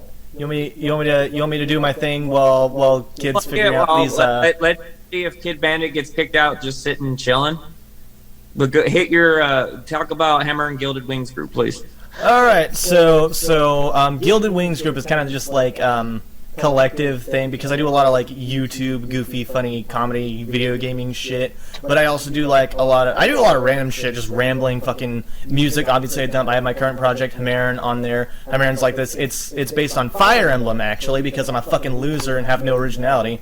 So it's got this storyline that runs concurrently with the Fire Emblem, one of the games with Radiant Dawn. People are probably gonna throw fucking rocks at me for that one, but like the storyline kind of runs concurrently, has some characters, so it's like this post-hardcore, swancore, J-rock thing. I don't even know what you really call it at this point, but like, it follows the storyline. I've got the whole like, what was that, John? I said Fire Emblem Alternative, and it's great for those at home. Thank you. I appreciate that a lot. Edge of Dawn goes hard, bro. Fuck yes! Fuck yes! Yeah. I agree. But yeah, so I've got like the storyline thing going on. We're wrapping up the second album now. We got the first one out on Spotify, on YouTube, all over the fucking place. Let's see. Got an Instagram where sometimes I post riffs. What else is there? Yeah, so yeah, Hammerne, Book 1, Fire Spaces out on Spotify now. And for fans of Fall of Troy, DGD, Adventurer, and maybe Don Broco if you like low vocalists, because I cannot sing high. I cannot sing like you got Jeff. a David Bowie thing going on with your voice. I like it. You got good resonance. And I give you all the vocal tips in the world, but like you're onto something, dude. Like keep doing what you're doing. Maybe keep kicking ass. That's all my advice is. Well, hey, I haven't heard anyone else do the low vocals and the weird wispy falsettos, so fuck it, let's go. To continue, before Kid Bandit, I think you're stable now, hopefully. Maybe I hope so. I feel bad. No, don't feel bad. Like, sincerely. I'm the one with a potato internet. I think it's fine, man. I don't care. I'm usually the one with the lowest quality, like getting kicked out, and it's a. But we were talking about e-feds and like people winning their own battle royals. Here's one of the. I've never opened these trading cards before, but there is my. Oh shit! Like, e-fed. Wait, hold up. Is that Dwight? No, that's fucking Dwight. That's our manager. That's our manager. No, that's fucking Dwight Schrute. No. In the pro wrestling world, it's a different thing. No, that's why I love E-Feds. You're like, hey man, who's your tag team? My tag team partner, Goku, motherfucker. Yeah. I have wrestled characters from Naruto. Like, I'm just like, bro, I'm a live action character. Why are you a cartoon? He goes, that's my character. I'm like, are you like, am I fighting a cartoon? Are you 2D? Are you 3D? Hey, I shit you not. Every E-Fed at one point had a Joker and a Spider-Man, bro. Bro, I was Spider-Man at one point. I was. Bro, but it was like, I used it as a gimmick, basically being like, I'm not Spider-Man though. Like, he's just like, but bro, it's so obvious that you are. And he's like, no, I'm not. And then he showed up next week. Bro. He showed up as Scarlet Spider next week. He goes, what, you gonna call me Scarlet Spider next? Like, it's I have a hoodie now. I'm not Spider-Man. I'm Scarlet Spider, bro. I'm Ben fucking Riley. Yeah. And Joker, yeah, I always it doesn't matter which version of the Joker I ran into. Those guys were like playing that character way too hard. It doesn't matter. Like, if you pick Joker as your face claim, like, yeah, I think you maybe watch those movies a little less, bro. Please, like. Let me tell you how I got these scars. I'm like, motherfucker, enough. Enough. My I've heard this father promo. was a drinker, and he liked pro wrestling. Yes. Why so serious? Enough! Look at me. Look at it. Oh, and they're like, you know, like they're like the Shield, like entrance and shit. Yeah. And the worst part is, like, if you're gonna use that face claim, don't quote the character. Like, come on, dude. Suspend my disbelief. I want to make, like, if you're gonna be dressed like the Crow, like Sting in '94, just like fucking like quote somebody else, dude. Like, be Joker, but quote like fucking Venom or Carnage or something. Yeah. Like, be creative. Like, just don't, like, you're not like cosplaying in wrestling. I think that's the thing. Like, if like Kofi Kingston comes dressed out like Vegeta, I don't want him to start quoting Vegeta. Like, It's over, not thousand. yeah, like, if you make a joke, a reference, cool. But if if Kofi Kingston came out and started like saying, "I'm Vegeta, I'm coming, Kakarot, for your soul. I am the Prince of all Saiyans!" Yeah, like, I think it would get. That was really good, actually. That was really good. That was fucking on point. Fucking hell, man! I love Dragon Ball Z. That's like probably my anime that got me into anime. Like, Honest to God, okay, so if someone hits the gym and they tell you one of the reasons they started hitting the gym wasn't Goku, they're fucking lying to you. They're lying to themselves. Yeah, I hit the gym, but like, you know, not because of Goku, but because, you know. You're lying to me. You're lying to yourself. He's trying to get that chest butt, you know, just like Chest and butt. Bro. Yep. No, I remember, like, I saw a tweet recently. So, like, we're making fun of all the Jokers in the E-Feds. Let me tell you, in the indies right now, there's a bunch of Joker gimmicks running around. Yeah. Because it's edgy, it's popular. Jared Leto kind of made it like more emo-esque, you know what I'm saying? So, hey man, I mean, like, I forget. Hot Topic loved him. Yeah, I forget his name. He's one of my favorites on the indies because he does kind of do like the Bray Wyatt kind of like swamp salesman, like, oh, I forget his name, but like he usually wears like a hockey mask and shit like that. I forget. I feel awful for forgetting his name, but he's one of my favorites. And one of the things I hate seeing is people saying like he's a Bray Wyatt gimmick ripoff, and it's just like, come on, man. Like, Bray Wyatt didn't invent like the spooky like talking guy. So we lost Kid again. Yeah, I know, he rejoined. They rejoined. I'm back. You were saying- Yeah. We were talking about Jokers and how there's a guy in the indies he gets accused of being a Bray Wyatt ripoff, and I'm feeling awful forgetting their name. I think they just did something for Ring of Honor. I'm just totally blanking on their name. Ring of Honor. Let me see. Fuck. I would have to check my old E-Fed. I think I could find it faster through my old E-Fed because I used them as a pick base. Let me just... Where did I go as a wrestler? Was it Vincent? Yes. You're Yeah, right. Vincent. Yeah. That totally like put two and two together. Yeah, because he's got like he wears the Jason mask. He's got the dreads. It's kind of like white, smoky hair and like the beard. And it's just so unfair that anybody would just be like, "Oh, that's just a ripoff of another gimmick." And it's like with Joe thing, yeah. but to say someone else is ripping off like spooky characters have existed. Nobody's like Edge is very obviously trying to take the Undertaker's place. Undertaker's spot, yeah. Which fair. Yeah, exactly. Because Undertaker's gone, he's retired, and it's not like Edge doesn't have that built into his character with the Brood and shit, you know. The Brood, yeah, and he was part of the Ministry, So. Yeah.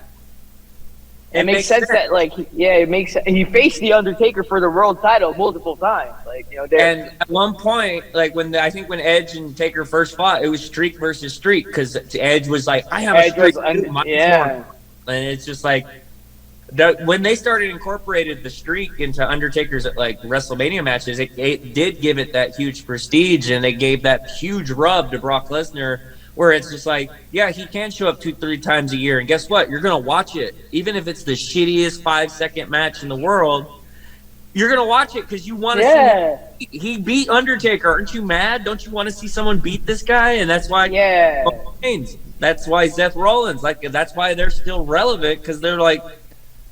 They beat that dude, and they booked him as unfairly as it is. Brock Lesnar at one point was my favorite wrestler, hands down. He did an interview with Pat McAfee. It was they were just talking about wrestlers are too busy trying to create moves, moments.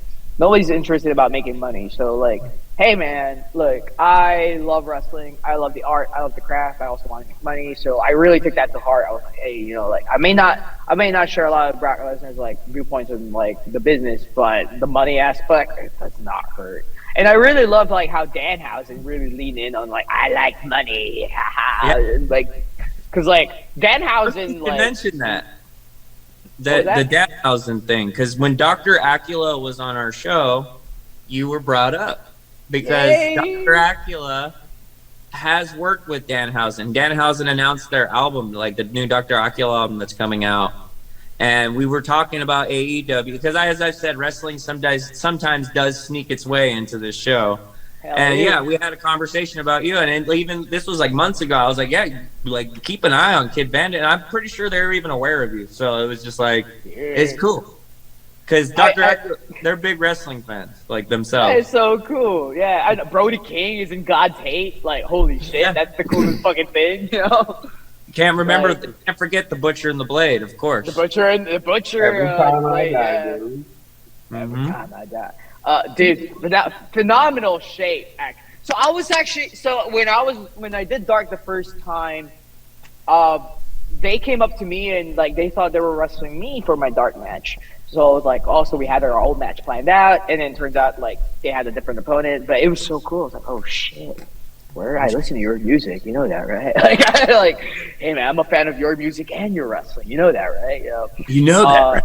You know, did you know?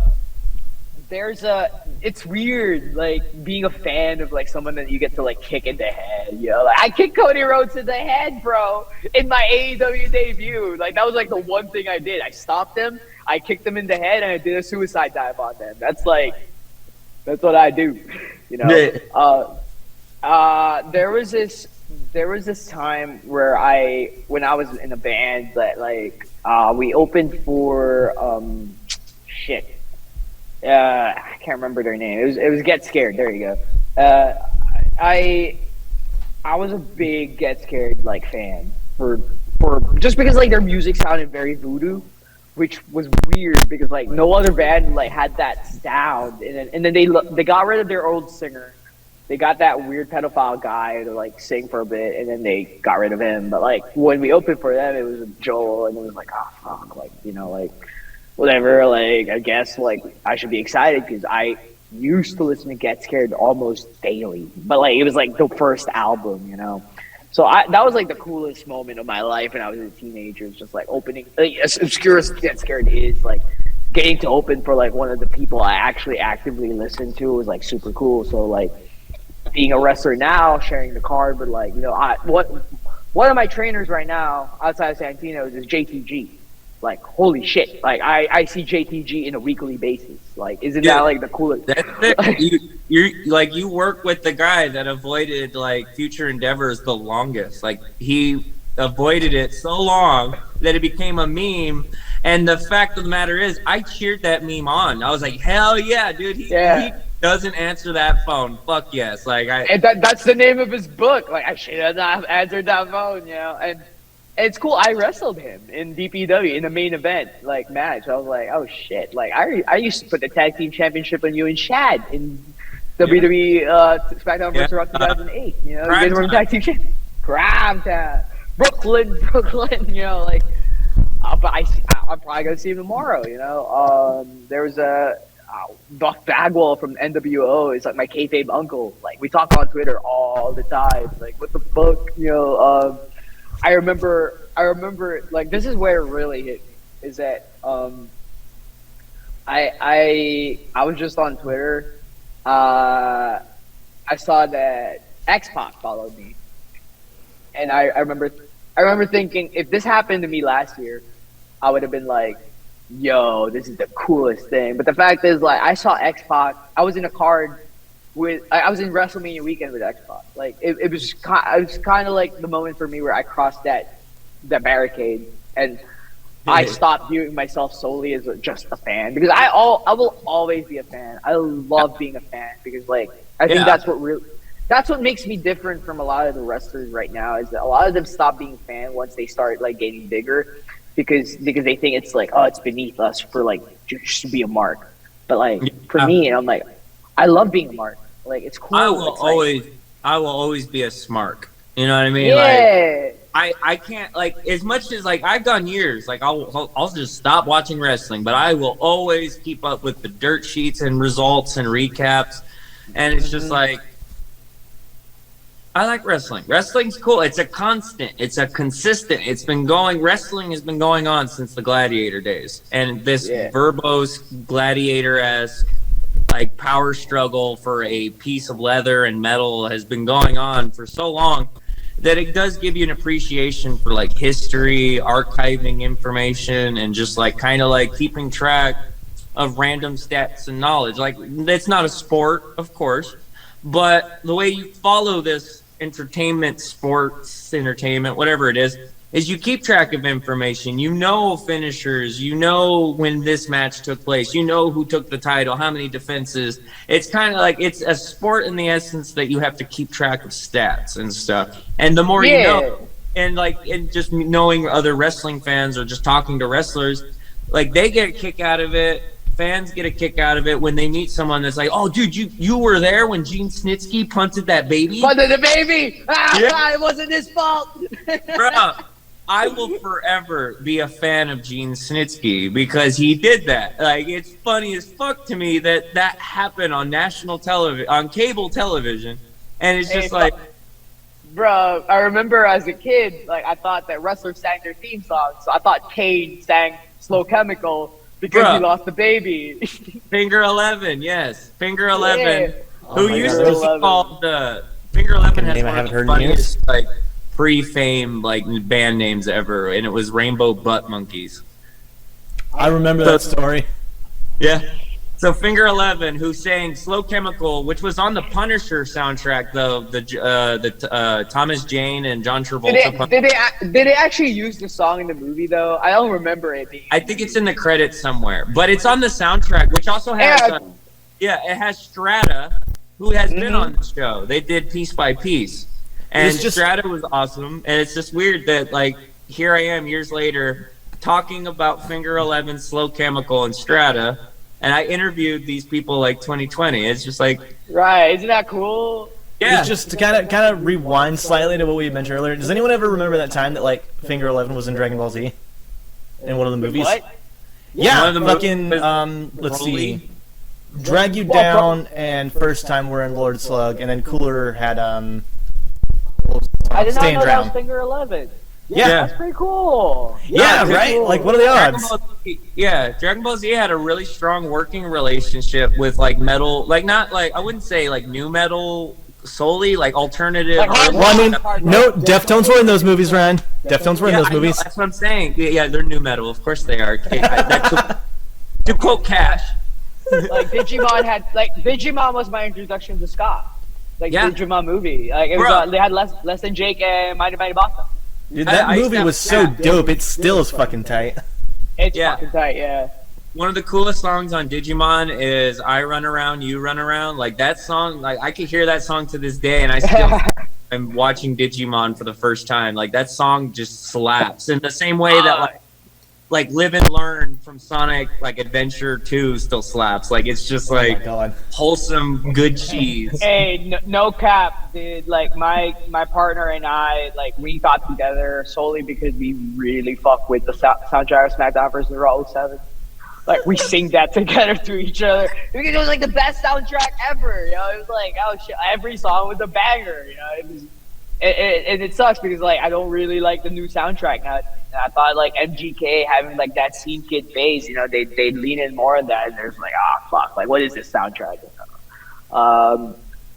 What was that? Like I feel like 07, 08 was the peak of like we got lucky.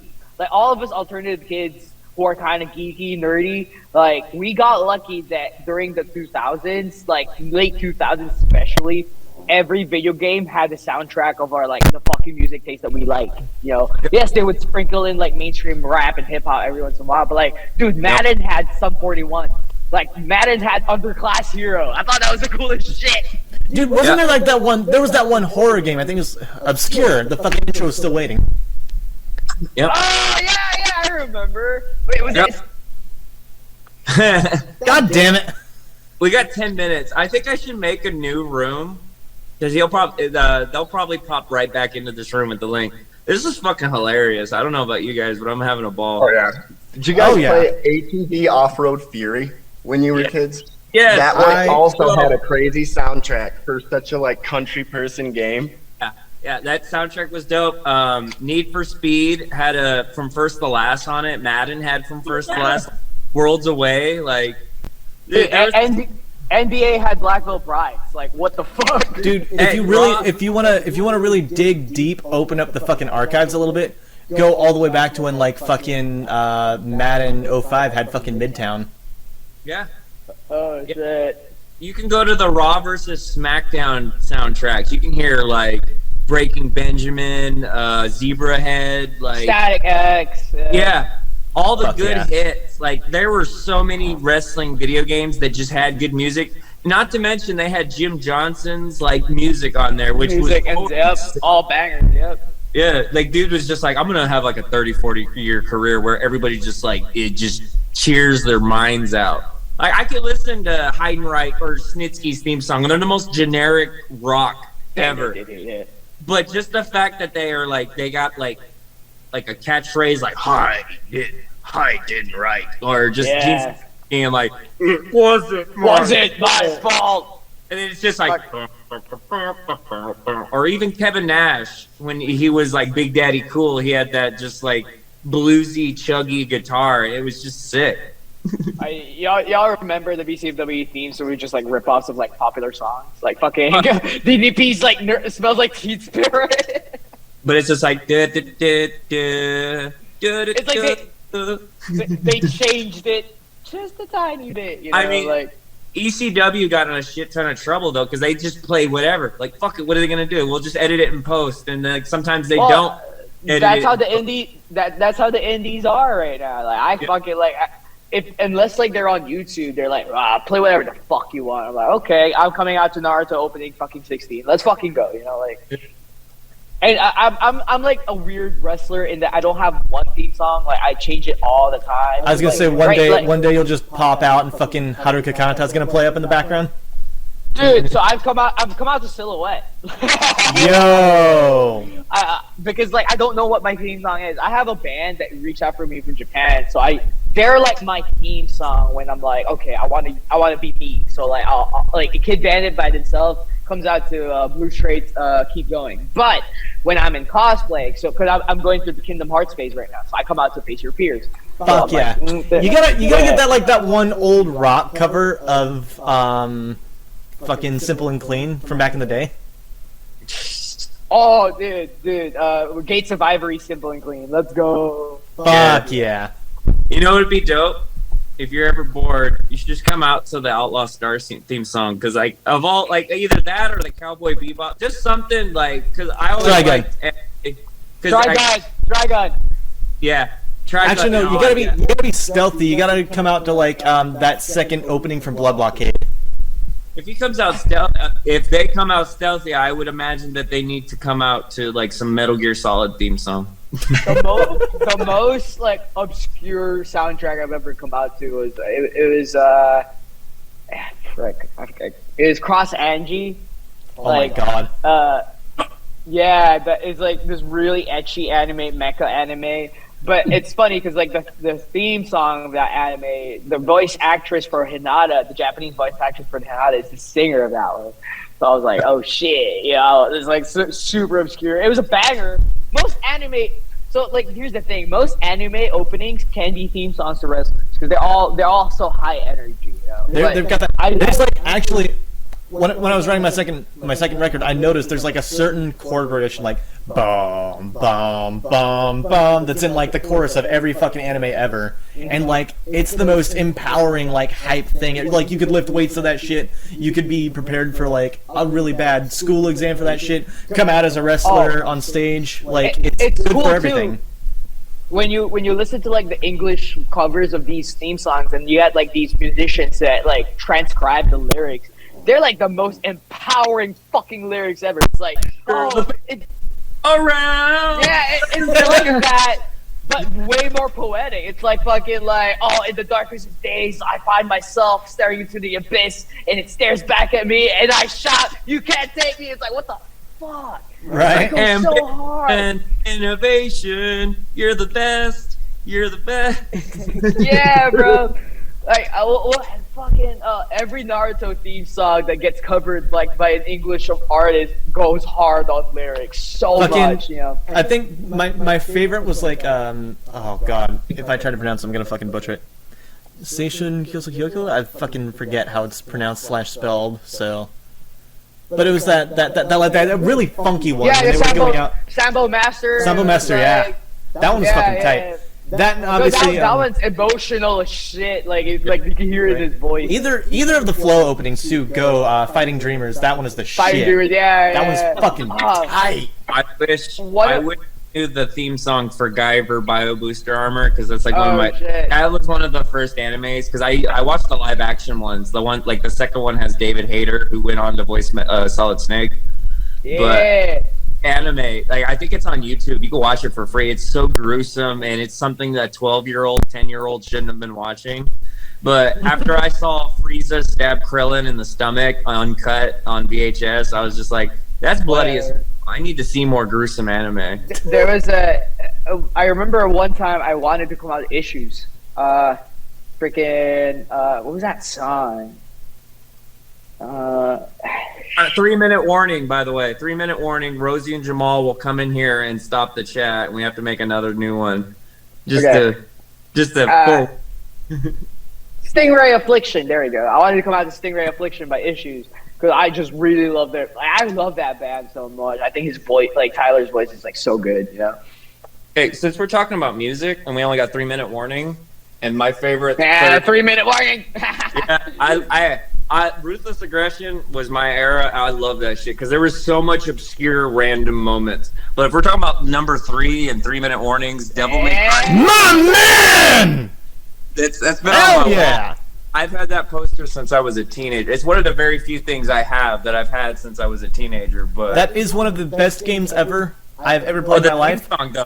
Devils Never Cry or whatever that song. Yep. It's like butt rocky as fuck, but I love it. Honestly, those games, the music in those games is why I started listening to music that had like harsher vocals. So kind of sent me down on this dark fucking road. But dude, how does it go? Get like the darkest night. Fucking it's some shit where it's like take a chance. You're whispering it.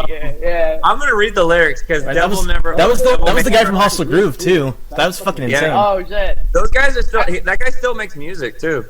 Yeah, I'm really bummed that he wasn't in the new Devil May Cry fucking But 5. then again, like Suicide Silence and Devil May Cry, I was like, what the fuck? This is Yeah, well, weird, I bro. think they booted him and redid the song with Michael from Volumes, but that was still fucking weird. Like, yeah, it was like mind-blowing that Volumes? Suicide Silence was well, like, another game that did that, fucking Final Fantasy 14. They had Sam from Architects do their newest theme song. 1 minute warning. So for this final minute warning, I'm going to read the lyrics to Devils Never Cry from Devil May Cry 3. And the song starts and it's all like, new metal-y and like alternative butt rock. It's just like, steal a soul for a second chance, but you will never become a man. But like the orchestrals, Sephiroth, Final Fantasy 7, just like, oh shit. Bro,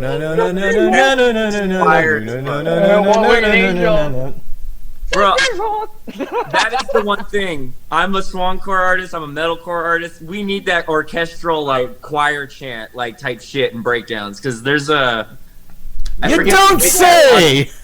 Big Bad Bosses has, like, a dubstep pop song that just has, like Latin chants in the back. And that song is fire as fuck. The pop sections are very poppy and cheesy. 7 seconds. 6, 5... 4, 3, 2, 1. we're gonna die. I didn't get kicked. We didn't get kicked out. Oh shit! I just been here looking for the boy. I am the boy. My partner watches a lot of Markiplier, therefore I watch a lot of Markiplier. But I've been a fan of Game Grumps and like Newgrounds and like Oni. Oh yeah, was that a Inquisitor Saber? Yeah, oh yeah. There it is. John, you fucking Star Wars fanatic. I need to throw this out there. You just mentioned Game Grumps, Ryan. Am I wrong in saying that like Aaron and Kurt, like they look like they're like one polymerization card away from each other?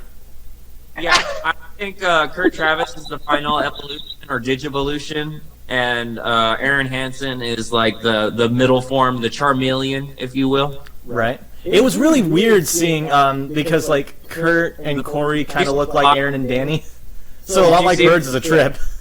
Yeah, I mean they all look like birds, but did you see the boxing match, the Creators Clash thing? No, I did not. I haven't watched Grumps in a while. Weird to me. Like is that like the TikTok YouTuber fight? Yeah, the boxing matches. Like they because I forget his name. Like that one guy that's getting hella Logan Paul and his brother. They're making a shit ton of money doing like these like exhibition matches and just building all the hype through their followers. And I mean, I'm not to say like I'm not a trained boxer. I wanted to be a pro wrestler. I've trained like myself on YouTube tutorial stuff on like bullshit.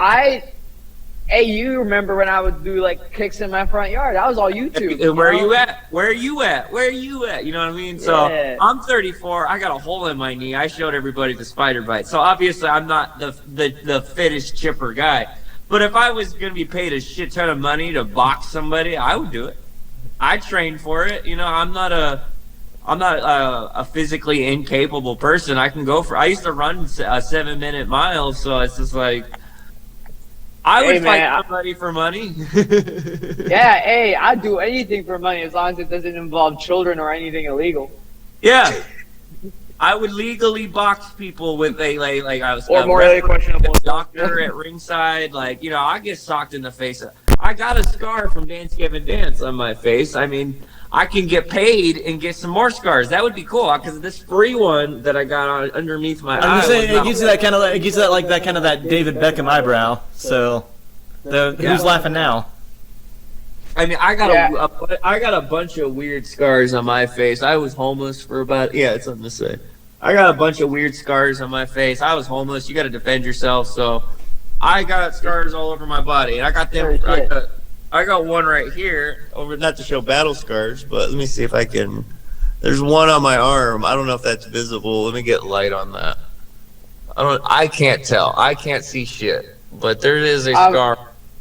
Yeah, I'm about to start acting school. I'm applying to acting school.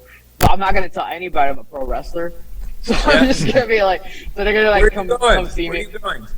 I don't know the name off the top. It's like the Hollywood Theater Academy or something. I got to pull it up. But Go to this one. Like, what's that one? Groundlings. It's the same place that like Elvira and Will Ferrell and Tina Fey, and it's in LA. And I know you're in LA. The class was super affordable, and it was like a couple hours, but it was just like being in drama class again in high school. I don't know if you ever. I think that's what I'd rather do. Instead of going to college for it, I'd rather just go to classes that I could actually like. Because I'm already doing. I'm already working TV, you know. So you want to learn a groundlings improv technique? Because improv is so important for me on this show. Because I can literally just sit here and talk about anything. You give me a subject matter, I will just bounce off and find like a million different things. That being ADHD does help that too. No, I do a lot of improv in wrestling just because it's mostly improv to begin with. I mean, I learned how to zap zop. I don't know if you know what that is. It's a game. No idea what that is. If I were to, like, the game goes, this is an improv game. Obviously, this is how trained actors learn how to improv and be such, like, brilliant actors to come up with stuff on the fly and riff and just be able to be random as all fuck to like come back. But like one of these exercises is zip, zap, zop, and you play with a group of people, but you have to say when you point at them and clap your hands, you have to say either zip, zap, or zop. To win this game or not be eliminated, you would have to, when someone points at you, you have to reply with any zip, zap, zop that they didn't say. So if I were to go to John and go zip, he would have to say zap or zop back at me. But if I say zip and his brain doesn't work fast enough and he goes zip back, he's eliminated because he wasn't creative enough span of time to say two different words. Instead, it's kind of like paper, rock, scissors, but the verbal one. You know what I mean? Like you have to say those two other ones I didn't say. If that makes any sense. But I learned that at Groundlings. It's a very simple, like it seems like a child's play game or like a schoolyard like hopscotch thing. But it does teach you like mental coordination. Right. I remember I did a show on Saturday. This is all improv, right? Because what ended up happening was somebody got spine busters at the end of the match, and we didn't know that this was happening, right? So I go back in the ring. I have a teddy bear. This is where I practice all my submissions, by the way. So I held them like this, and I was just like, no, like all like Luke Skywalker and stuff. Picked them up, walked around, and said, "Don't worry, Fred. We're gonna take you to medical facility." And we walked out. And because it was DPW, where like everybody was kind of like a smart, like everybody knew right away what it meant. I go backstage, all the wrestlers were like, "Ah, shit was funny." I was like, "We didn't plan that." Yeah, you know, speaking of submissions, and me myself being like a follower of wrestling, look at that bong. John's hitting that bong. I'm jealous. Yeah. I'm jealous. All I got is the stuff that's left over after you smoke all your weed, and I'm just waiting to get some money together. Unfortunately, I just had to fix like a negative $84 overdraft fee on my account. I'll smoke again one day, though, I swear.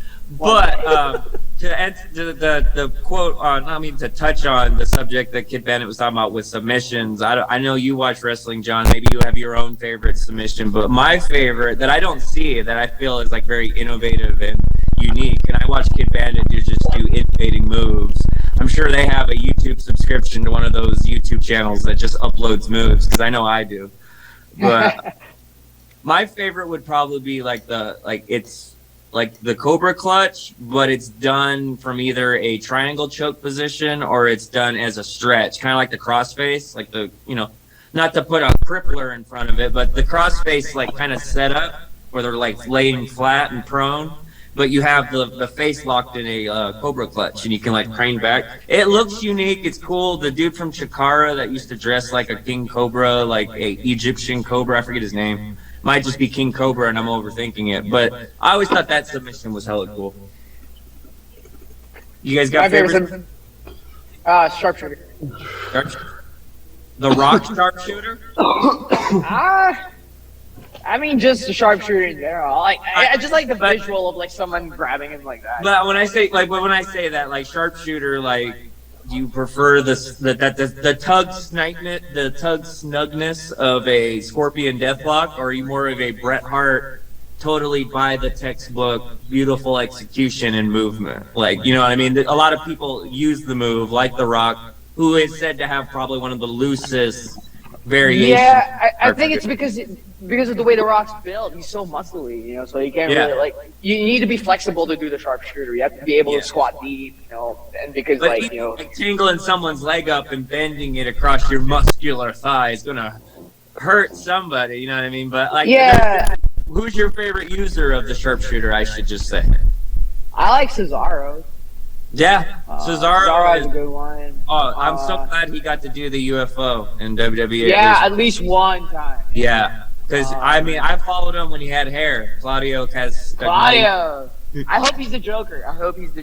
Really. He could do the Joker if anyone's allowed to do the Joker gimmick. No, I mean the Joker for AEW for the tournament, the Owen Hart tournament. Oh, duh. Sorry, we were talking about Joker earlier. I thought he was gonna go E-Fed and become like a superstar in the E-Fed world.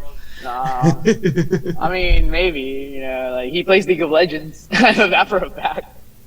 Claudio can do whatever he wants, in my opinion. Because, like, if anyone, shit, my phone's about to die. Oh no! Oh shit!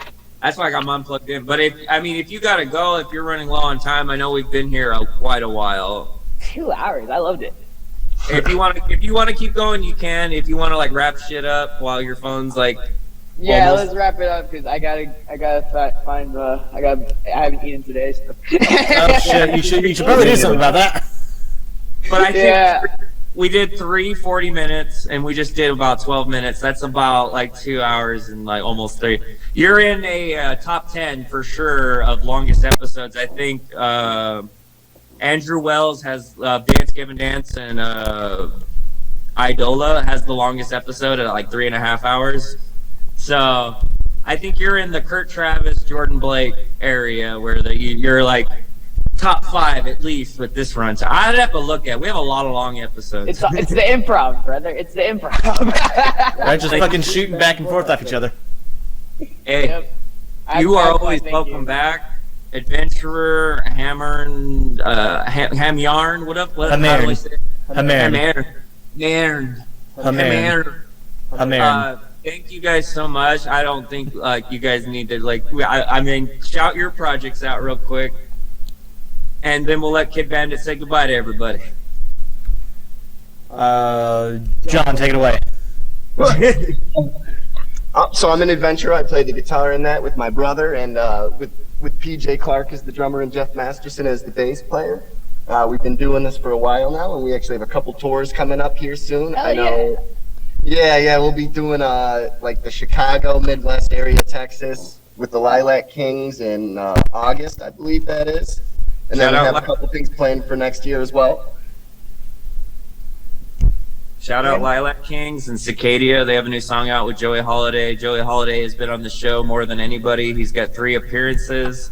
King of the features on all kinds of stuff. Shout out Joey Holiday. Dude, that dude's a beast. Ham Yarn. Go for it. Just plug your socials, plug your stuff, and then we'll let Kid Bandit take it away. Gilded Wings group on YouTube. I do YouTube shit. I do funny shit, funny edited videos. I do music, a lot of it. I'm gonna get more into like guitar plays and shit now that my camera's fucking working. I've got a Twitch stream. I need to bring that back whenever the fuck I get my phone fixed.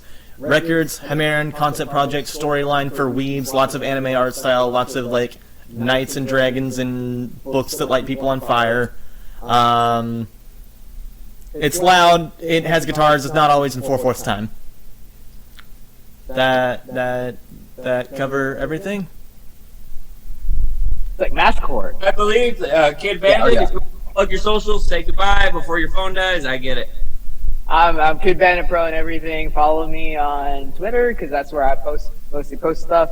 My Facebook is weird. If you find me there, it's gonna be shit posts. I apologize. Instagram. Yeah, let's do it. Do I? Okay, so adventure is like what? There's a band. I think I saw you guys were on the same poster as them. Like, it's at the tip of my tongue. But I remember I saw it on like one of like my friends because my friends still share shit, so they were like really. I'm pretty sure it was you guys that got shared because when you said Midwest, I'm like, oh yeah, like it's probably you guys. That's an upcoming tour, right? Or is it ongoing now? Just to gloat a little bit about Adventure, they used to be signed to Blue Swan Records. I'm sorry, I'm Elma Fudd all of a sudden. They used to be on Rabbit season. They were one of the first. They're one of the few bands allowed to call themselves swancore, like that genre that's associated with Dance Gavin Dance, because they were on Blue Swan with Idola, Hell the Sun, way back in the 2014-15 days, right, John? Yeah, I wasn't in the band at that point, but I was involved. It's your legacy. It's your history. It's part of it. But that's your brother. You've been there for all of that. Yeah. So Absolutely. It's as much your history as it is theirs. Hey, Swancore low-key sounds like anime opening music. I'm not gonna. That's what I It absolutely fucking is. Dude, listen to any given fucking Wolfenbear song. So Twitter, Facebook, Instagram. I have TikTok, but it's just wrestling moves because I don't know how to TikTok. I don't know how to dance. So yes, that's it. Yeah. Speaking of your moves, Kid Bandit, real quick before you go, what's your signature? What's your finisher? I never win.